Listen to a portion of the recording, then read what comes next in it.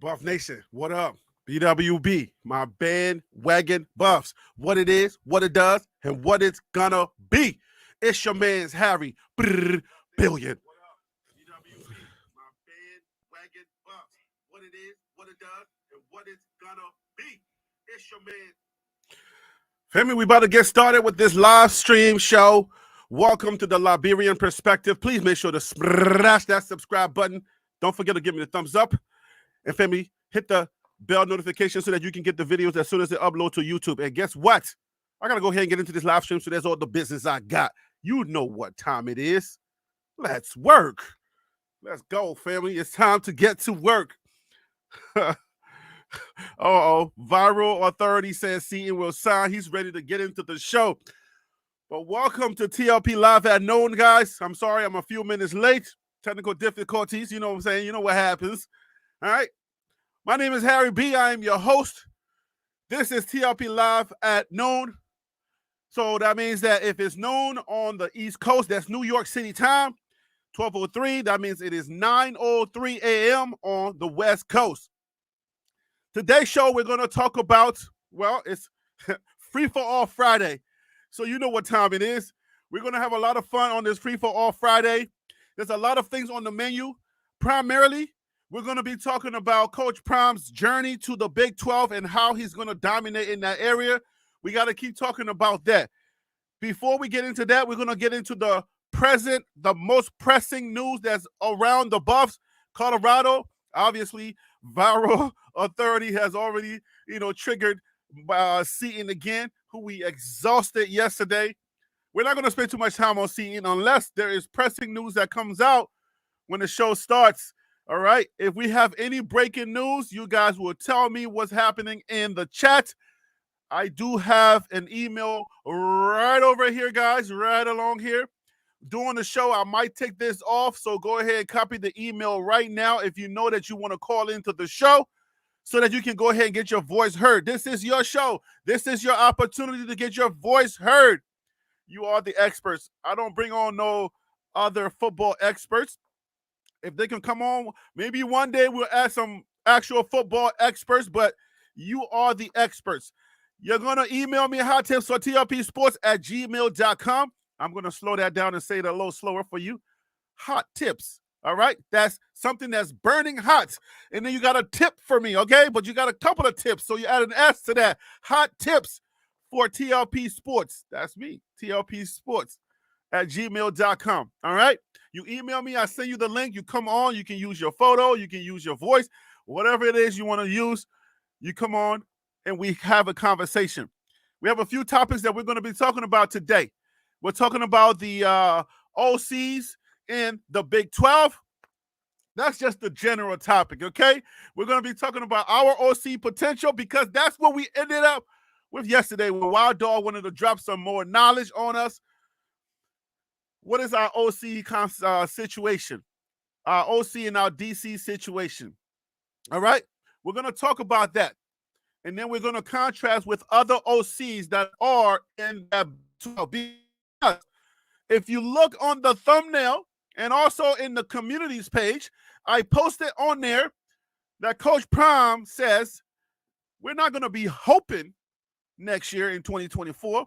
It's an expectation in 2024 to make that Big 12 jump, but to also make that 12 list of the players or the teams that are going to be playing in that national playoff and eventually, hopefully, get into the title depending on how you perform. So in order for that to happen, Coach Pound has to do certain things. Yesterday, we talked about the 21 Savage, the 21 players. Well, we kind of talked about it on the outskirts, but you know what I'm saying? The 21 players that he's bringing in to patch some things up. We're going to talk about all of that and more on today's show. Before I do that and get deep into the show, it is customary for me to say hello to my guests that are joining me on the chat. It is Friday, so a lot of you can play hooky. Some of you are at work and you're listening in. Some of you are watching and you can participate in the chat. All right? If you are watching this on the restream, all right? If you're watching this on the restream, we are on Twitter. Live, we're on Twitter and we are on Instagram. I am now streaming on Instagram which is TLP Sports Club.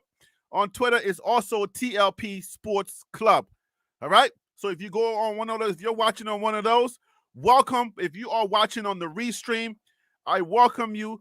This is going to be an impactful show. It's going to have some pertinent information about NIL, about the OCs, that's the offensive coordinators. We might get into the DCs, the defensive coordinators that are in the Pac-12. We're going to talk about our defensive coordinators. We're going to talk about our offensive coordinator as well. And then the offensive line, the defensive line, and how all of that is going to help us to get to Coach Prime's expectations.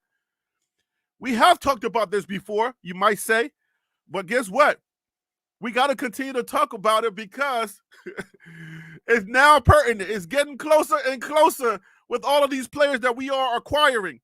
How impactful are these players going to be to make sure that we get to our expectation or Coach Prime's expectation? It's a great show. Welcome to the show. Let me say hello to my folks. Hi, guys. Just being myself. What up with you? Good morning. Good afternoon. Lovey, how you doing? Luke Jones, what up with you? Hey, man. Xavier Anderson, JB, what's up with y'all? Viral Authority, how you doing today? And Timothy Smith, what's up with you? Shantae, I just learned your name. I was calling you Shantae. I have a friend who's Shantae. She was a filmmaker just like myself. And I helped her with her, career. We was helping each other. Her name was Shantae. So, but your name is Shantae. What up with you, Shantae? Vincent Miles, how you doing? Erica Ramson, what's up with you? Tanya K. Newman, hey, what up? You know what I'm saying? All right, so we're about to get into it. And if you are watching out there and your name is not in the live chat, I say hello to you as well. Welcome to the show. Colorado has not chosen our offensive coordinator yet after Sean Lewis left. Who's that? Ray Burton, what up? How you doing today? Hope all is well.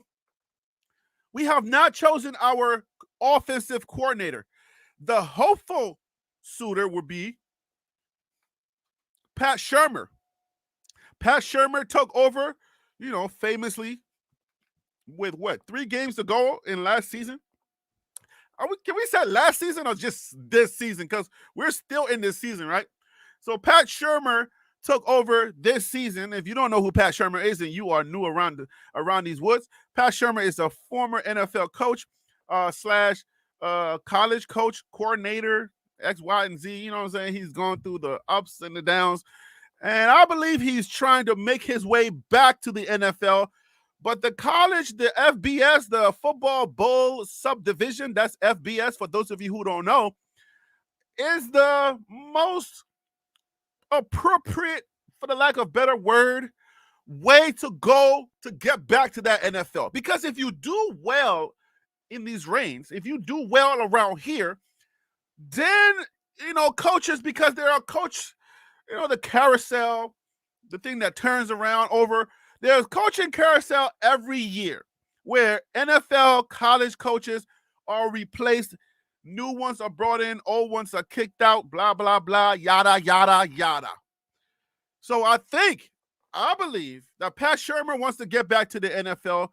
And Colorado, his buddy, Deion Sanders, Coach Prime, is the way to get there. So with all that being said, he is probably the most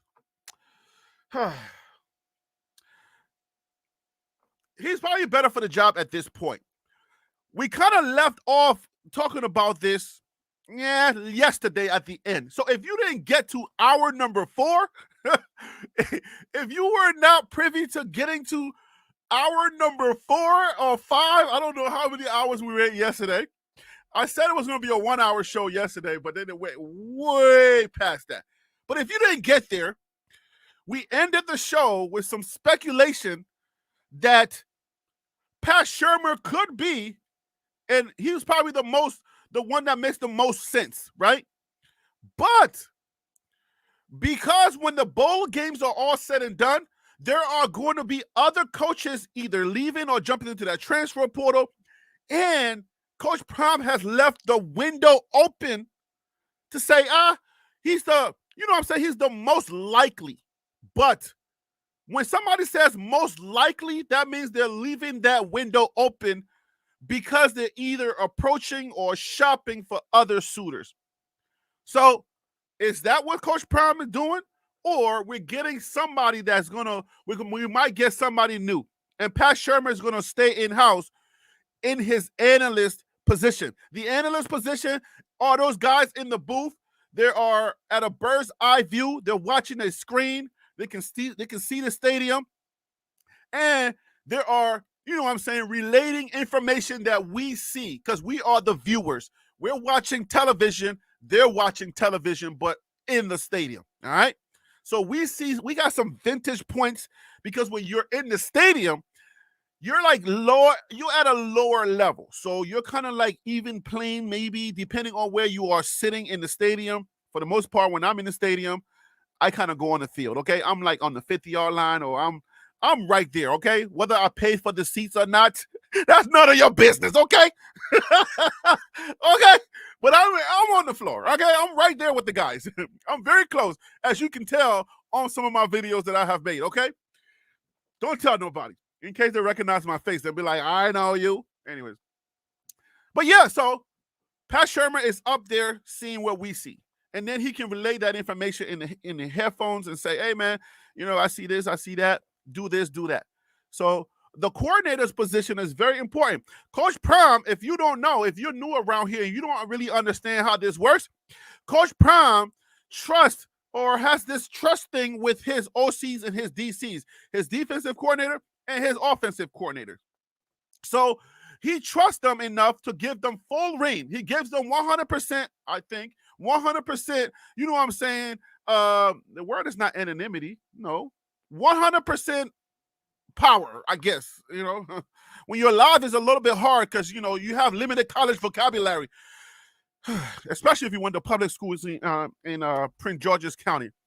So charge it to that if I can't find the right words to say. But Coach Prime has this trust thing where he trusts his OCs and his DCs to make the call.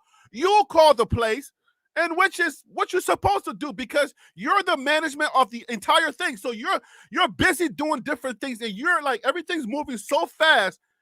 So he's trusting people to do their job. That's what he does. So we all know that Sean Lewis, like his play calling was okay to begin the season, those 3 games, and then something happened and it dipped. Why did it dip? I don't know. Sorry, if I'm ignoring the chat right now. I don't know what. Okay, complete autonomy. Maybe that's the word, autonomy. Thank you, Erica. I appreciate you, sister. Okay, autonomy, autonomy. Okay. So anyway, I don't know. We don't know what happened with Sean Lewis. We have no idea, okay? But somebody got to get the blame, and it's going to be him and that offensive line. They both sucked, okay? You got it, choir. They both sucked, all right? And for the most part, they're both gone, all right? We're bringing in new people, and we're going to replace them, as Coach Prime famously said in that press conference. I think you know how he pauses and says, God just told me not to say that. So, but this time I think God was telling him and he didn't listen to God. Some people say he should have listened to God at that moment because according to some people, he threw them under the bus, his offensive linemen, and they became sour. And for some odd reason, they probably did not want to play for him. All right. So, let me take a breath a little bit. Remember, hottips4tlpsports@gmail.com. You're going to email me. I'm going to send you a link. And at this point, Shante say Sean Lewis was a saboteur. Oh, Lord. What's wrong with y'all people, man? What's wrong with y'all? Saboteur? I doubt it. Did you see Bucky's video last night? No, man. I didn't see Bucky's video. I told y'all I don't really be paying attention like that. Let me send this email. I know a lot of y'all, y'all, every time they drop, y'all are on it. Y'all got the notification and everything. I don't have the notification. Okay, guys? when you do your show, when you are running, other businesses, it's hard to pay attention to other people's business when you are about your business, okay? So it's a little hard for me to be minding Bucky's business when I'm trying to mind TLP's business, all right? So I've been minding my business, all right? Whatever Bucky got to say, I'm sure it's important, but you know what I'm saying? It is what it is. If I ain't watching Bucky's business videos, I got news. I got other ways to get news. I know that Bucky is daddy's boy. And like some people would like to say, this is daddy's ball. But y'all let me know what Bucky said. Because y'all are Bucky loyalists. I'm not. I got other sources of news, but you know what I'm saying? Because Bucky, the news that come out of Bucky and the news that come out of the camp, that's, you know what I'm saying? That's close. That's a close source, but that's not objective news. Just so you know, okay? You watch that so that you can see what they're saying, but that's not objective news. So when I watch them so I can get to see what they're thinking, what's going on with them, and you know what I'm saying? But when you want to get objective news, you want to go outside of that. Okay. Phil X, this dude just like to hear himself talk. I'm on a talk show, so I don't know what you're talking about.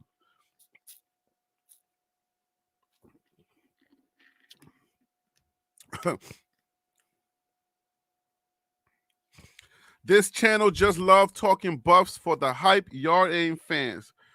Oh, Dosa. Oh, Dosa. Sounding like a low-key hater, you could have said, no, I didn't see it. No, because I tell the truth here. That's what you do. You tell the truth. If I told you, nah, I tell you why I don't see it, but I watch him. I watch his videos. But I'll tell you why I don't watch his, or I'm not on, as soon as he drop, I'm ready to go see it. You know what I'm saying? Like, if you don't like the truth, this is not the channel for you. All right?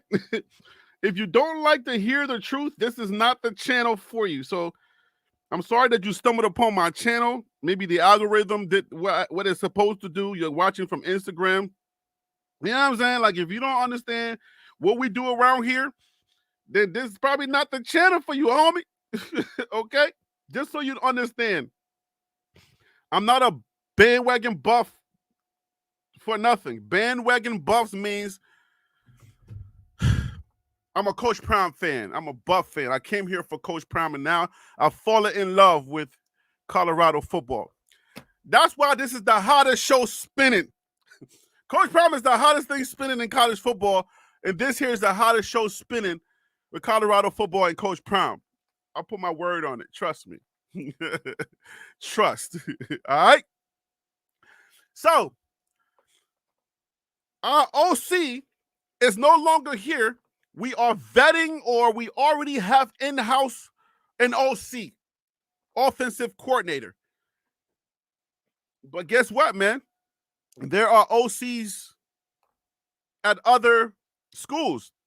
There are OCs at these other places that you got to go through. There are some that are successful. Some are maybe the Oklahoma states, the Kansas states. Maybe those OCs are successful.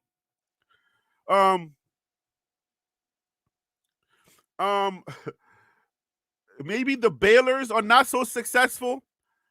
But we're going to talk about all of that today. I'm going to tell you who's successful, who's not successful, if I can get to it. But before I get to it, what's happening in the chat? Anybody got any news that is pressing right now?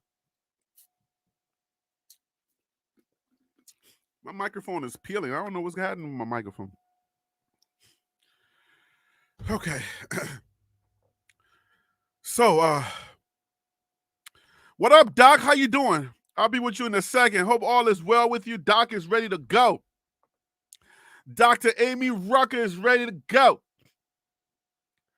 I hope you got my talking points. You ready to? If you ready to bring the pain, okay? Oh, you ain't Google, huh? Okay, y'all want to ask for the information, but y'all want to play around. y'all want to give me a homework, but y'all not gonna do the homework when I send the information, right? Okay, put y'all to the test today. I'll be with you right in a second, Doc. All right, so what's news? Let's talk about current news. I'm gonna bring Doc on. Doc, maybe Doc. Hey, Doc, welcome to the show. Good morning or good afternoon, wherever you are. It's good morning for you because you are on the West Coast. How you doing today? Good morning. Look, good morning. Good morning. Good morning to you. How are you? All is well? How did you recover from yesterday's crazy show? Oh my gosh, it was so much going on. It was so fun though to be on and chat with you guys. To all the people that think we aren't CU fans, I'm sold out. I watch y'all videos. I'm following. And the funny thing is, I normally have a lot of stuff going on in life, but if Coach Prime ever see this, tell him I need to be hired for CU on some personnel side. But yeah, I'm doing good. How are you? All is well. All is well. I am ready to just kill it today. Yesterday was a lot of fun. You It know, when was. YouTube is telling, we're one of the hottest shows right now. Like the analytics and the stuff is telling me that we real hot right now. We real lit with it right now. So yeah, man, we are making some waves and people are watching and we are engaging the fans and things are happening. Hey, fans. All right, so let's see here. Give me a second here. I just got some news on the wire. Buffs added another O-line for the 2024 class in Cash Cleveland out of the IMG Academy in Florida. Okay. So we just added another O-line. I'm gonna share that with y'all in a second. We're gonna be we're gonna be sharing a lot of information. So just hold on. Let me just let me get ready for this for my guests to come on and share their thoughts. Give me a second. Picture Me Free. Hey yo, that's picture. Who was Picture Me Free? Did we get a name? Was that Kevin? It was Josh from Boulder.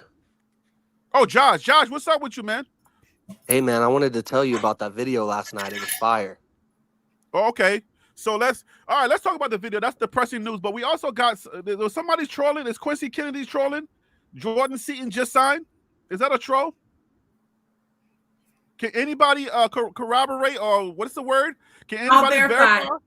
Yeah, I'll verify right now. Let me see. You'll verify. All right, Doc. So I'm gonna wait for you to verify that.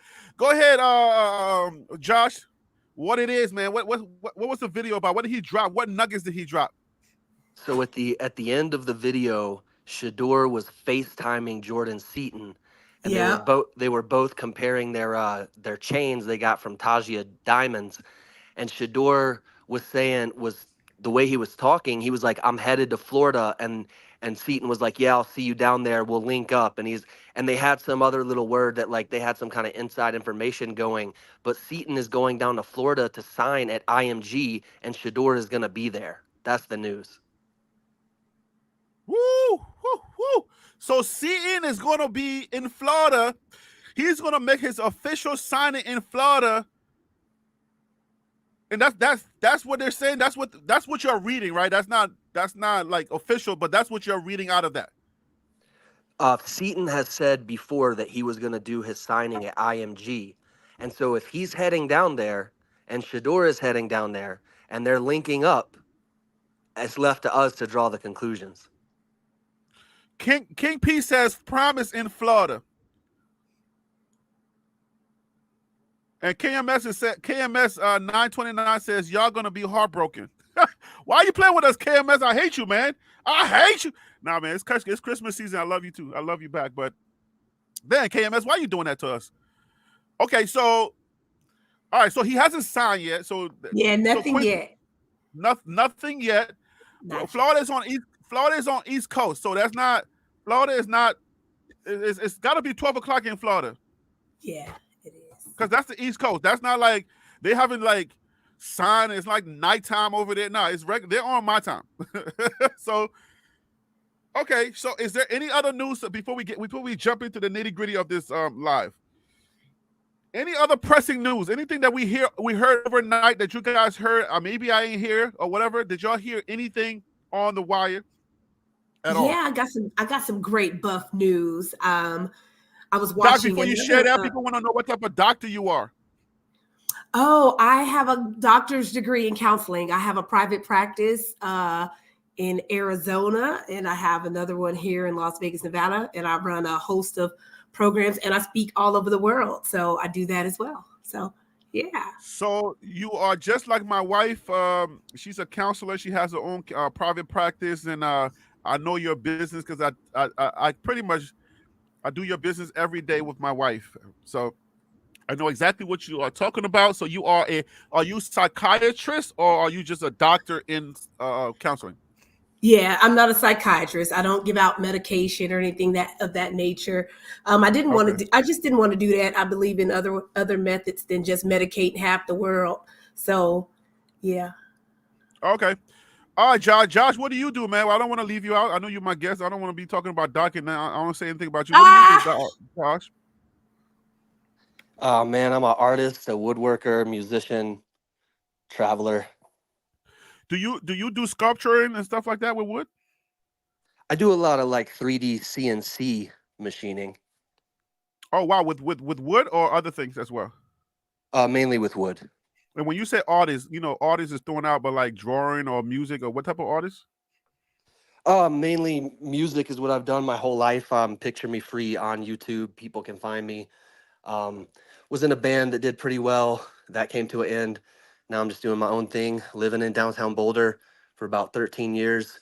I taught music for a long time. So now I'm just bandwagon buffs, baby. Salute to you, man. Thank you so much. All right, Doc, let's get that information from you, Doc. Go ahead. Your audio is mute. You got to unmute yourself. Am I muted? Listen, the muted. word on the street. I'm laughing at some of the people in the chat. Somebody said, "Is she single?" I think they were trying to be funny. Because they put like the laughing emoji behind it. I don't know what that means. But anywho, yeah, when they put a laughing emoji, they really want to know. So unfortunately, YouTube don't have DMs, so they can head to Instagram, follow me there. Listen, so the word on the street is that we were number 4 in college football. And I want to ask you something really. And I'm saying, when I say number 4, I'm talking about in viewership. So we were number 4. Alabama was number 1. There was we beat Georgia, Tennessee, a lot of those big schools. And so we know that the football gods did everything in their power to try to minimize the viewership of Colorado, from putting our games on at midnight and all types of putting it on networks and channels that people didn't have, so they had to watch it on the internet. So tell me what you think about that, Harry B. Bandwagon Buff. Make sure y'all subscribe to his channel. What you think about that they, even with trying to do everything to minimize their viewership, they still came in number 4 in the nation? So you're saying like we are number 4 overall as far as like all viewership when you tally all of the numbers up and you subtract the people watching on 3 TVs or 4 TVs because they're just that kind of guy in their underwear and stuff like that. When they tally all of those numbers up, we are number 4 overall. Overall, yep. Well, I don't know how we got down to number 4. I thought we should have been number 2 or number 1, but how do I feel about that? I think well, you know they gotta make it look like we ain't doing as good as we do it. Trust me. Yeah. So I think I mean, at the end of the day, Prime he garners attention. Prime is the guy that takes the breath out of the room, and he's the hottest thing spinning. I don't think anybody else is hot as Coach Prime is, and I think as far as when it comes down to like viewership, the reason why people watch is because of the drama that comes with it, the drama that a lot of the internet creates. The internet runs everything right now, right about now. So I don't know. I think we should. Number 4 seems a little skittish, I would say. I think number 4 sounds skittish. I would say it's probably because we're not playing anymore, maybe. And I don't know. What do you think about that, Josh? I think it's unprecedented. I think it's amazing. I mean, nobody has cared about football. I went to Clemson. I told you yesterday. I moved out here 13 years ago, and I've just had to be a football fan from afar. Nobody in Boulder has cared about football, and this year it's night and day. For them to be number 4, it's just the beginning. It speaks to what happens when a Hall of Famer and Hall of Famer talent children, come in and do their thing. And I don't know, man. I think it's huge. I think that, it's only going to go up next year. Yeah, I suspect number 2 or number 1 next year, because the team that we are putting together is going to be is crazy. Coach Prime, like I said in the title, he's quietly building. He's quiet, but not so quietly building. He's doing a lot more quieter this time around, but it's hard to be quiet when you are the talk of the town. So what he's doing is just is unprecedented, like you said, Josh. And Cedric Phillips says word on the street is JS is that'll be Jordan Seaton is setting up as IMG plug with CP for players to go from IMG to Colorado. All of this drama was CP planned. Shador was a part. Cedric Phillips, thank you for your super chat. I appreciate you. This is what I do for a living. So anytime I get something like that, it really, warms my heart. So I thank you so much. I appreciate you. So at the end of the day, do you want to, Doc? Do you want to share what you think of that? I know you shared the news, but you didn't give us your thoughts on that. You was asking me my thoughts, but do you want to, before we move on and address this, you want to share? How do you feel about that? What do you think about that? I think you're muted again. You're muted. You got to unmute. You're talking about the speculation with what may or may not be going on with Jordan Seaton, and now let's get your perspective on what does it mean for the ratings as far as being number 4. Yeah, being number 4. What do you think? I think it's, even though they got us behind Alabama, we already know that they're going to push Nick Saban and make him look like he's the football god. And I love Roll Tide. I love Alabama too. I've watched a few of their games, but I'm CU all the way. I think it's good. I think it shook up their expectations. I think it put through a monkey wrench because they wasn't expecting that, especially to overdo Georgia and some of the schools that they think are the gods of Power 5. I think it really, really threw them for a loop.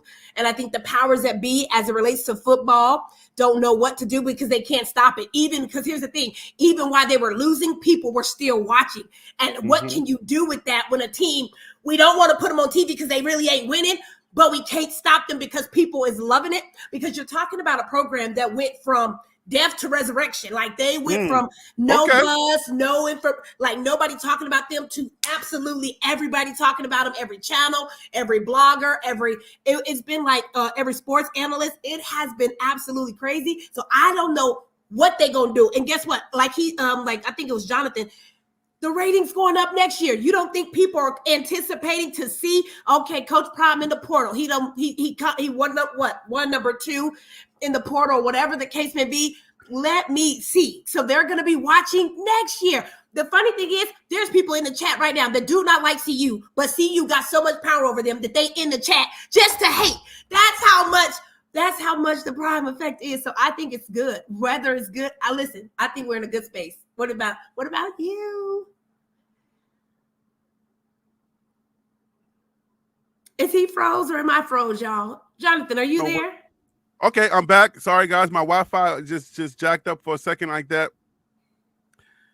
Phil Soul said, you need to go back and look at those numbers again, my guy. They had the highest views every week, no matter what channel they was on. Well, we did play on YouTube and stuff like that. So we didn't play. The Pac-12 sucks. Anyways, did that come out live? Did y'all hear that? Or was that in my head? Nope, it came out live. Oh, okay, I'm sorry. The Pac-12 had a few games where we had to go on the internet and try to find those games. So if these are television ratings, then probably, then it's, so we would say that those are television ratings. And number 4, it's probably more accurate. It's kind of accurate because we didn't play all of our games on national television. So I do understand that, but we were the number 1 team that people were seeking after. You got to think about casual, loose fans. All right. So now I would say the casual loose fans were more so looking for Coach Prime and his team more so than any other team. Let's talk about this right here, right, guys? At the end of the day, I'm not sure how many of you guys were watching a couple of days ago, but I posted a question about, do y'all think Coach Prime and his team are Michael Jackson-ish, right? Michael Jackson meaning, you know how Michael Jackson would do certain things like put himself in an incubator, dangle his baby on a window and stuff like that. Coach Prime is very media savvy, and we know that, right? And so when you say, like, you know, Shador was part of it, and they're kind of like doing like Travis Hunter-ish, Cormani McLean type stuff. Was this all planned? Was it really an overall, you know, diabolical plan? Okay, is that what's going on here, Josh? Yeah, definitely. You took the words out of my mouth. Like, media savvy, but it's like a chess game, because I think they see the media a lot of times as on the side of the haters. So they want to play 4D chess with the haters and rile them up and make their moves. And then when the media, you know, speculates that Prime is losing Seaton or whatever it is, and then they have to come back on Christmas and say, oh no, actually they signed him. He set up a pipeline for his whole academy. They're all going on vacation together. It just, I mean, it's a king move. It's what you expect from a Hall of Famer. But do you really think, like, I know how media savvy Coach is, right? But is that really, you think like they will pull a Michael Jackson with his soul resting power? You think they would really do that, Doc Rucker? You think that Coach Prime and his team are really doing that? I want to speculate because I think it goes on. And listen, if people are gonna play you would think that Coach Prime, being so smart and being so, like, he's a freaking genius. Okay, let's just go ahead and put that out there. Coach Prime is a genius, but does his genius play into the darkness also? Because, you know what I'm saying, like, this is the dark web, you know? Do you think Coach Prime plays in I wouldn't call it darkness. I call it strategizing. I call it marketing. Okay. All right. I don't see anything dark about it, because sometimes the media is going to spin whatever narrative, and so sometimes you control it if you have the genius to do it. And so that was the very first time I heard news break on it. That was the very first comment. I said, what if this is all a part of the big buildup, the anticipation, right? Mm-hmm. And so I don't know. I can't say that it is. I can't say that it ain't. But either way, it's exciting to see. It's something different, because he going out. Listen, if they are all in on it and they fool everybody, I mean, it's just going to be something to watch. So we just got to wait and see. Hey, somebody, y'all do me a favor, and somebody out there watch. Cedric just got an IMG commitment. Are we talking about what I said earlier in the at the beginning of the show? I think that's the one he's talking about. Because every time you say IMG now, my ears are going to prick up. Are we talking about, let's say, this right here? I think if Cedric is right, if he's talking about IMG commitment, then he's talking about this. Are y'all seeing my screen, guys? Hey, Doc, are you seeing my screen? Josh, are you seeing my screen? Yep. Okay. I see it. Yes, we can see it. All right, so I think if Cedric, if you can tell me in the chat, this is what you're talking about, because this came through and from Tony Casolo, one of the writers at Buffalo's Wired at USAtoday.com. I use his writing a lot for a lot of my videos, so I respect him a lot. He knows me, and that's my guy. But this is what he posted. Cash Cleveland. This is the guy that I believe we're currently talking about from the IMG Academy. He says Buffs added another O-line for the 2024 class in Cash Cleveland out of the IMG Academy in Florida. So if everything you guys are saying about what Jordan Seaton is doing as far as recruiting, it seems like Jordan is actively doing that recruiting thing. A lot of this stuff is starting to come clearer. So, I mean, it's almost a stamp, right? Is that what we're saying? This is almost like we're almost kind of like stamping this. Is that right, guys? We don't know. We gonna see. Oh, y'all gonna okay? So the speculations are all coming three circle, 360, and I don't know what to think about it. I don't want to mislead anybody, right? Because on this channel we don't do that. You know what I'm saying? We don't seep into the woo, you know what I'm saying? I try not to do that. I try to be as real as possible, especially with people who are looking for specific, information.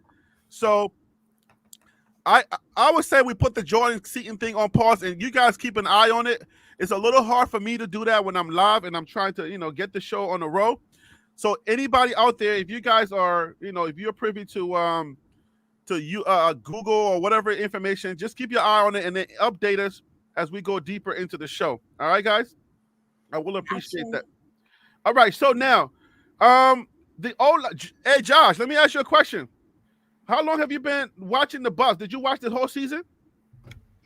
Oh yeah, I went to 2 games and watched every game, recorded them all, watched some of them twice. Okay, and Doc, Yes. you watched the whole season, and Yes. how would you grade our offensive coordinator? How would you grade the offensive coordinator? With all things considered, how would you grade the offensive coordinator? I think he did the best he could do with what he had to work with. I mean, he could have did better. There's things that he could have grew from, and there's things he should have adjusted to during games and during times. But I think, it is what it is. He's not there no more. So, does his leaving mean that he get a low grade? No, I say again, you yesterday, like I told you, you didn't watch none of the documentary, so you don't really know what's going on behind it. I saw number 1, and I was just like, okay, this is like a repeat of Bucky. So if you watch the Bucky videos, if you watch closely, you know what I'm saying? No, you gotta really watch it. You should have watched number 2 too. I did, but guess what? I'm a documentary filmmaker. If you saw Dark Girls 1 and 2 on Oprah on the old network, I worked on those. So you know what I'm saying? Like being a documentary filmmaker. You can't be a bandwagon Buff fan if you ain't gonna really check all the stuff out now. I know, but I can't. It's hard. You try running a channel and trying to keep up with everything that everybody else is doing. It's kind of hard because they're doing the same thing I'm doing.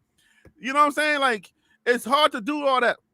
But it'll give you insight, right, to be able to better answer that question. I think with what he had to work with such short time that they had to try to do it and to train these guys up, and they got rid of a lot of people, all the different changes, all the different dynamics. Can you imagine the magnitude of pressure these kids been on? They have probably never been on that level of scope. None of that in Bucky's videos this year? Huh?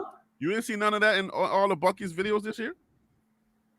Yeah, but they didn't really highlight. You didn't see much of Coach Sean, so there was so Bucky was more so fixated on he had a different angle. Let's just put it that way. Exactly. Bucky had a different angle, and the crew, the Amazon Prime crew, they came from a different angle. Exactly. I know what you're saying. I did watch episode number 1, and I just felt like it was like inundated. I was inundated with information. It was the same thing I was seeing from Bucky, and then also keep in mind that I create the same thing. So it was like information overload. I'm like, I already saw this. Like we've been doing this. I read every single thing. So it's like, I get what you're saying. I don't want to bore the people with this. But anyways, we'll give him a C+ then. Cedric Phillips got more information for us. Just last little nugget. Seaton is in a car with Shador right now. Just posted on IG. Okay. Oh boy. Hey, Tim Smith, what do you think about Seaton being in a car with Shador right now? Good evening, everyone. First of all, welcome to the show, my brother. I would say, it says a lot. I feel like it was a part of the plan the whole time. You think so? Yeah, man. He prime dangled Jordan Seaton over that balcony like Michael Jackson did that baby for exposure. But I would say this, because I always talk about I'm an outside the box thinker. I I was thinking this morning on my way into work. I was like, man, okay, they hyping this up. Everybody talk about other schools coming with the bag, which is true. Schools like Maryland, somebody may drop him a meal ticket or a meal and a half, right? Uh-huh. Because of the caliber player that he is. But then I started thinking a little bit deeper, and I was like, okay, I do remember when Deion Sanders said we're not an ATM, Mm-hmm. and he's not just going to hand out money. So I was like, okay, he said that. Okay, I started thinking like, okay, is he giving Jordan Seaton so much up front? But hey, I'm going to show you how to get the rest on the back end. I'm going to show you how to market yourself. So you could. I got a little pushback and some cap to share, and Okay, go ahead. I'll tell you why. Okay. Unless I really like, okay, so obviously I put out the narrative that was Coach Prime really more like, is he doing a Michael Jackson and all of that? And then somebody in the chat said Coach Prime doesn't mislead people, right? Mm-hmm. I feel like because Skip and his crew went on television and they started discussing the same thing that we discussed on the show, and they said several things. They're like, well, he said this and he said that. Why didn't he do this? So I felt like the pressure that we put on this, right? Because like I told you guys, the internet is the leader of conversation when it comes to anything right now that's going on in the world, right? The internet runs everything. The pressure that the internet put on this, the way that it was done, I don't know that they were controlling all of that. I feel like the pressure played a little bit into what eventually transpired to lead to all of this. Like, Cedric, thank you so much for the super chat again. What led to them being in the car and all of this? And they kind of like, I think it was part of my narrative saying they're saving face. Let me bring Phil in, and let him. I got one thing to say to that. Okay, so Like, you say it, and then Phil, you're on live. Welcome to the show. After Tim, Phil, you can go. I was gonna say, like, I feel like Cool. I'm not gonna say he used Jordan Seaton. I mean, people could take it however they want to, but I feel like he was a part of the recruiting plan. You know what I mean? He's a part of that recruiting plan to bring in more guys. But I feel like if you look at things from a business perspective, hey, we can't afford that meal ticket, or we can't afford that meal and a half. I'm just using this as an example. But from a business standpoint, hey, we can get you that meal and a half, and I'm gonna show you how we're gonna get that meal and a half, or we'll get that meal ticket. Jordan Seaton haven't been saying anything, right? Okay, how much value is his story to come on another network and explain why he did the things that he did? So bam, there go your extra $500,000. I'm just using this as an example. So Prime in Colorado, they able to save $500,000 to spend on somebody else. So let these major networks pay for your NIL, and I still got this type of caliber player, and he's still bringing in more 4 stars to help recruit. But that's just my theory. All right, Phil, what do you think about that? And if you're Phil, can you hear me? Phil, so real. I'm sorry, what was that last part? So the idea. Yeah, I can't hear you. Can you hear me? We can hear you now. Yep. You can hear us? No. Okay. Okay, good. So you can hear us, but yeah, I can hear you. I guess I can hear you. Okay, cool. So give me 1 second. We got a little bit of information right here. Let me give this information to the people, and then we'll continue. Okay. Just give me 1 second. Hopefully YouTube does not. Let's share this. This is breaking information, breaking news. Let's share this right quick, and then Phil, then you can take it. Okay. Just give me 1 second. Cool. And if you got your internet situation, you might be delayed. So we might not be, it might be a few seconds delay for you. So you might want to check. I don't know what that is, but check it if you can. Y'all seeing my screen? Panel. Hey guys, are y'all seeing my screen? Panel. Yep, I see it. All right, so this is it right here. So Yeah, we can see your screen. All right, cool. So for all of those who are still doubting or don't want to understand what's going on, what's happening, I would say this is a done deal. What do y'all think? All right, Phil, go ahead. What do you think? That seems like that's icing on the cake right there. Like, you can't be in the car and then go sign to Maryland. Come on, man. I'll kick you out of my car. Hey, Stop look. playing with me. Hey, look, you got to do what you got to do, man. So, I mean, I respect it. You know what I'm saying? I think, obviously, you know, picking up somebody like Jordan Seaton was big for Deion in his second year. So, I mean, you got to do what you got to do. I think it shows that he's taking it serious. I think it shows that he sees how good of a player Seaton can be.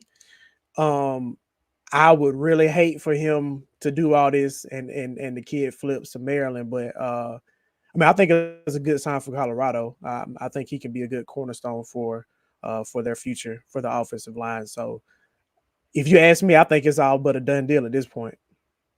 It's a done deal, but the question that I got for the panel, and I think Doc already answered, was this some diabolical plan? Like Josh answered also, was this some diabolical plan? Was this something that they're playing, or was it opportunistic, right? Was it something that came out of, let's say some face, let's make sure that we don't do this, we don't mess this up and get the world against us. And then at the last moment, they decided, all right, cool, Coach Prime. They made that phone call and said, you know what? I'm sorry I did this. You know what I'm saying? I know that it looks kind of bad, but please, Coach Prime, forgive me. Let me make sure the fan base know that I'm with them.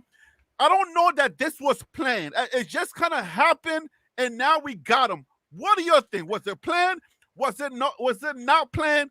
Somebody give me some real information. Somebody give me the true feeling. What are you saying? Was this Seaton's idea to do all this, or are you saying was it Deion's? One person's idea? What I'm thinking is that this was circumstantial. Let's just say, for instance, I'll set it up this way. What happened, what transpired was real, right? Right. Seaton got spooked, right? Somebody dangled a couple of $1 million in his face, and he got spooked, and his inner circle said, hey man, take a second, think about this bag. This is a lot of money, but think about it. And then what happened, or what transpired, is the internet pressure came. The world came after him. Skip Bayless and his crew came after him. Not came after him, but the fact that we were talking about it in different points of view, what it would look like, what it would feel like, that pressure came and entered the conversation. And once that transpired, somebody said, I don't know if you want that heat. Let's go ahead and just go with Coach Prime. And then they made that call, and that's what's happening today. How do you feel about that, Phil? You know what? I do think somebody put that call in and be like, hey, look, you had all this publicity. You know, you made the comment about you say you're a dog. Why not come play with other dogs? Why not come play for somebody that looks like you? Even though Loxley is a black coach at Maryland. So I guess technically he wouldn't be wrong if he decided to go to Maryland. But I think you can't have such a high profile commitment like that and then flip against Deion. I think that would be a bad look for the young man.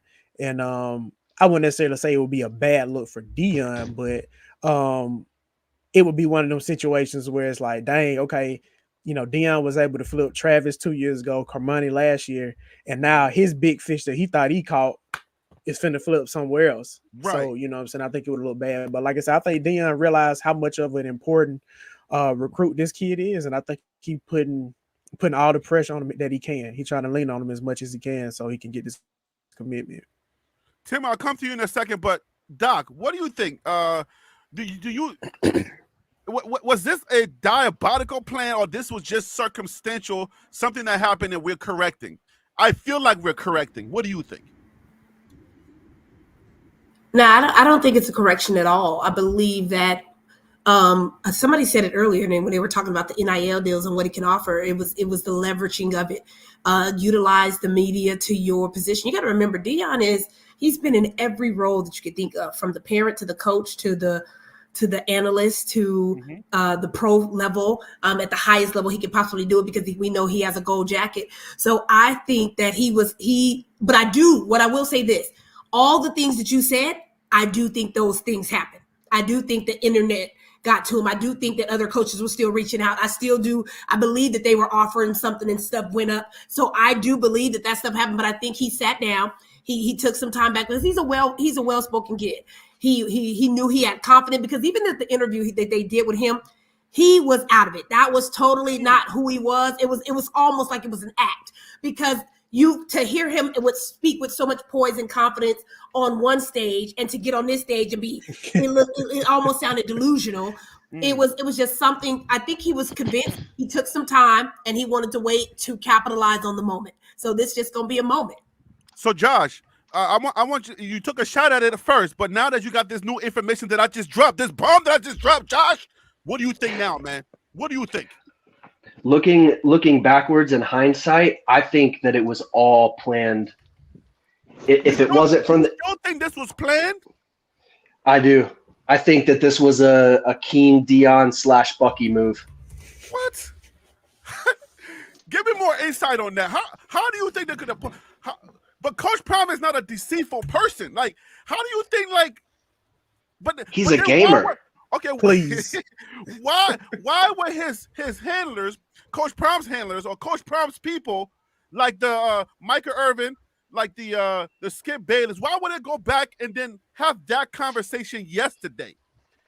How were they out of the loop then? I think they were out of the loop. I think the only people that would have been in the loop would have been the Sanders family and Seaton and his family. God, something's telling me this wasn't planned, Tim. Tim, what do you think, man? Yeah, man. I just gave my perspective on it, and I thought he used Jordan Seaton and dangled him outside that balcony, man. Like he used him to leverage everything, and I feel like not only that, I feel like Dion also probably told Jordan Seaton, hey man, because you got 3 days to close the deal before you can sign in February. So, hey, wait till the last minute. And like the gentleman just said with Bucky, okay, Bucky's in that video. He's there to capture the moment. So bingo. I feel like, you know what I mean? Dion, he playing this whole thing, and then to also throw in there,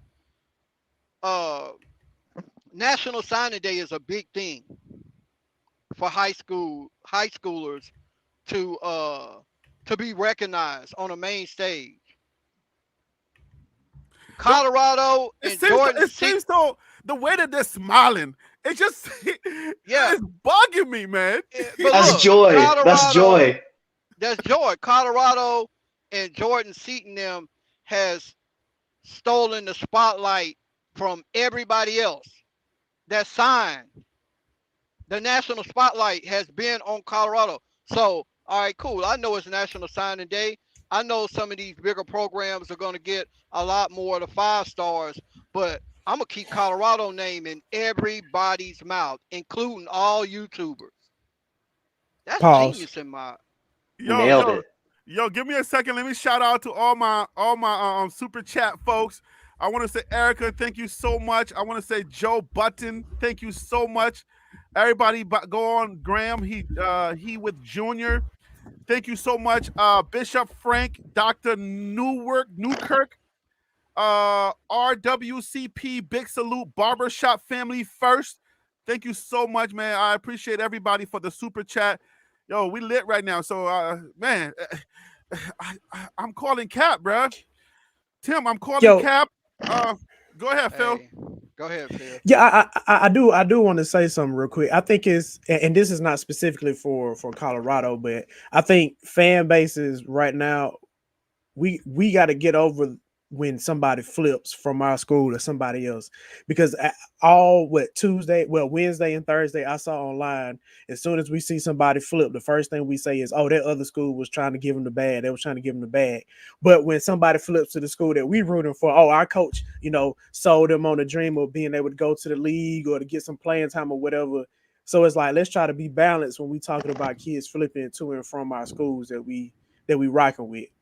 Can you Can I throw in something real quick, Phil? Yeah. Can I throw in something, Doc? Can I throw in something real quick? I'm sorry, I don't mean to interrupt you, ma'am. Check this out, Harry.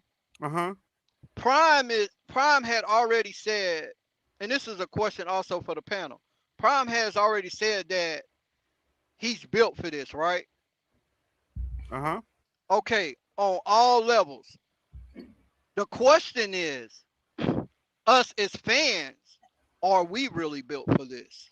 Like, no. And that's to go on what Phil just said. You crazy, said no. But that's my little thought. Well, at the end of the day, man. I'm sorry. Go ahead and finish your question. Oh, you had a question. Go ahead, Doc.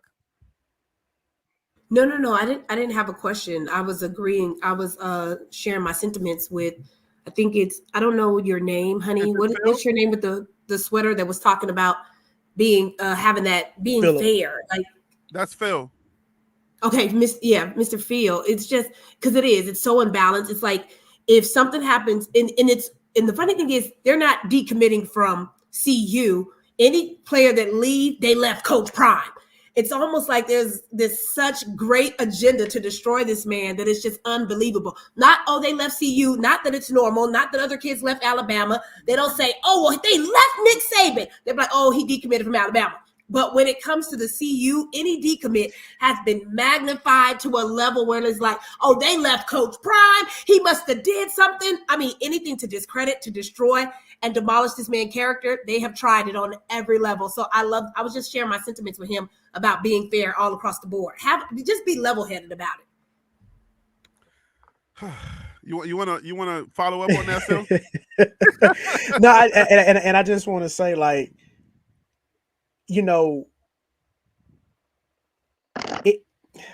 here's my thing. There are a lot of new fans coming into the college football realm, right? Because of Coach Prime, right?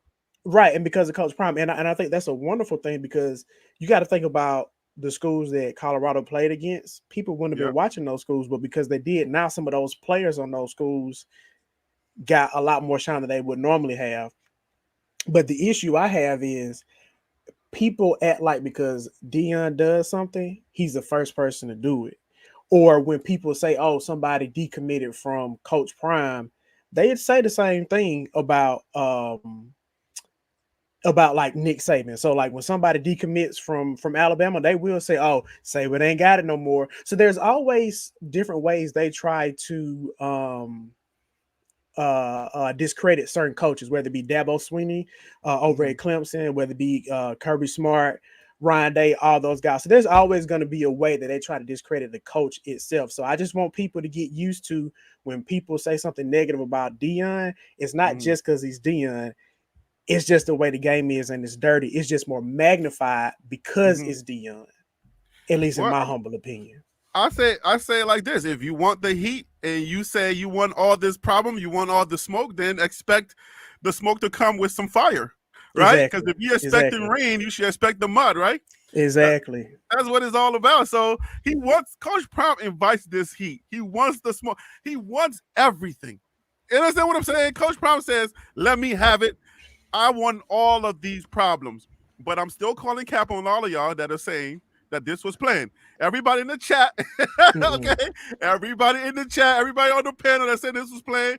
I'm calling cap on this. I'm not riding with y'all on this one, but let's see what Wild Dog has to say. Yeah. Wild Dog, man, please bring some balance. Wild Dog, I need you to step it up today, because Mr. Phil and BW and Mr. Harry, they trying to come against me. Do not agree with them. You better not agree with them. I thought me and Mr. Phil was rocking. He done flipped on me that quick. Look, you see what the hood say. Support black colleges, so I love how that, go. Phil. Hey, Harry. Harry, what I'm gonna say is, today is going to be epic. It's already epic. We're watching. No. Walking with Seaton in the car. That's all we're gonna talk about today. I ain't talking about no O-line and no what's. I had a show. I had a show until this show happens.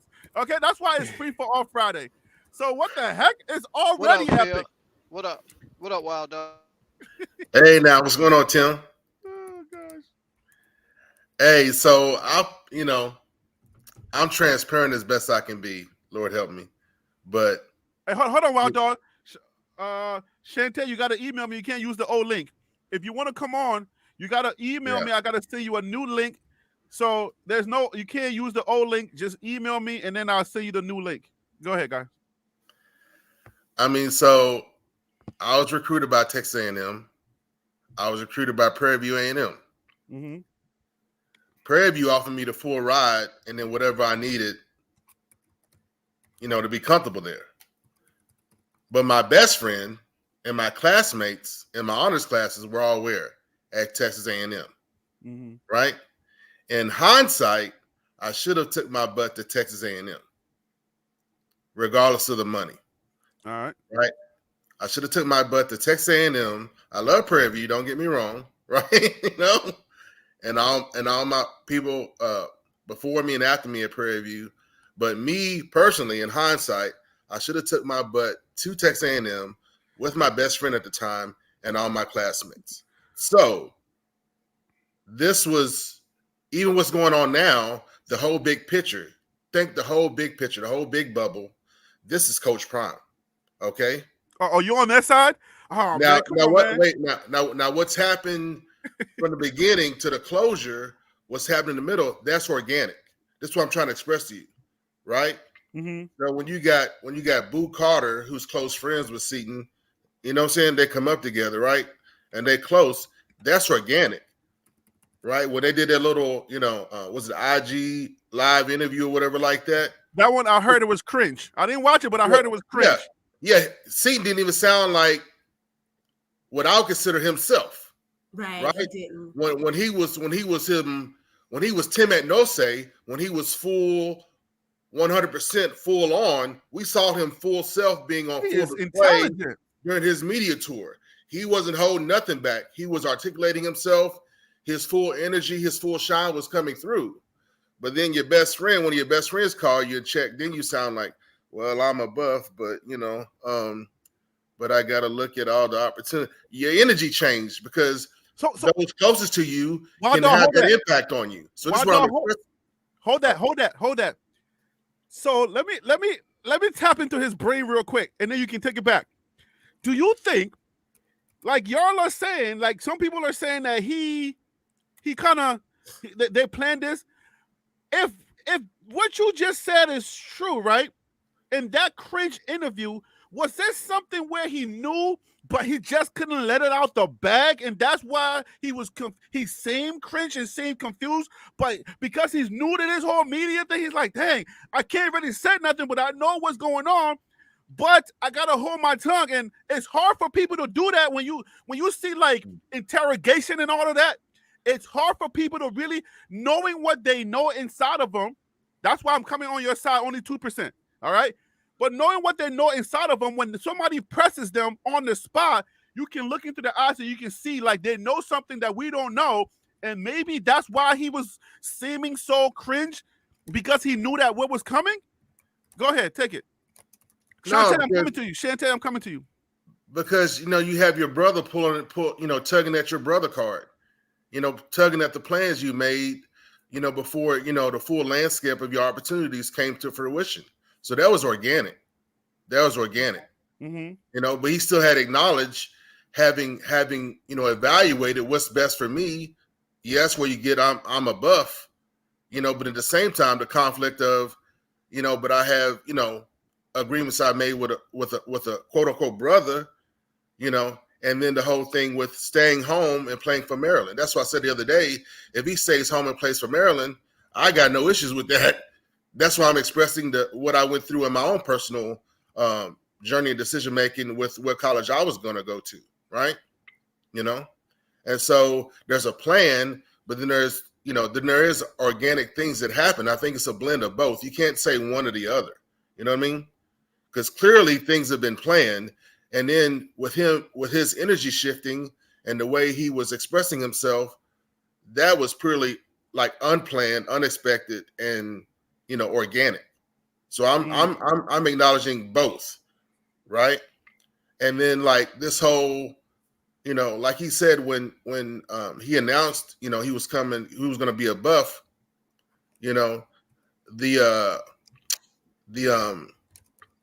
the pitches and the attention was like 100-fold or 10-fold. It got worse, he said. His words, I think he was said, it got worse, So people upped their game, right? But acknowledging Coach Prime's genius, Coach Prime understands this, right? Yeah, Coach Prime would anticipate this, right? I know, okay. I hear what you're saying. So this Bucky and Shedeur, like him and Shedeur had been in contact, for who knows how long, and video chatting for who knows how long, right? And them doing something for the Christmas break had been planned for who knows how long, right? And how long they had planned for Seaton to come along. It wouldn't matter whether, this is nothing new for Seaton to be there, but I don't think it's anything new. Like Travis being at Coach Prime's ranch, catching a 10-pound bass, that's planned, All right, so great. All right, I'll hear you. I think with Travis, the thing with Travis is they're on break. You got to remember, college is out. Everybody's going back home. And Travis, I think, live in Boulder, whatever the case may be. And so I believe that he's going to always be around the family. He is technically family. Right. And I think, so when you see that, I think that's just their normal day-to-day, honestly. I think he's always in Coach Prime's office. Because he said it. That he's been with Coach Prime. He'll go sit in there for hours. He's always taking something from Coach Prime like it's his child. Like if you just watch, I think that was just natural because Travis liked to fish and so do Coach Prime. He's already said that. So you probably won't see none of the other kids fishing, but but Travis, you're gonna definitely find him at somebody's pond or somebody's lake or river fishing for sure.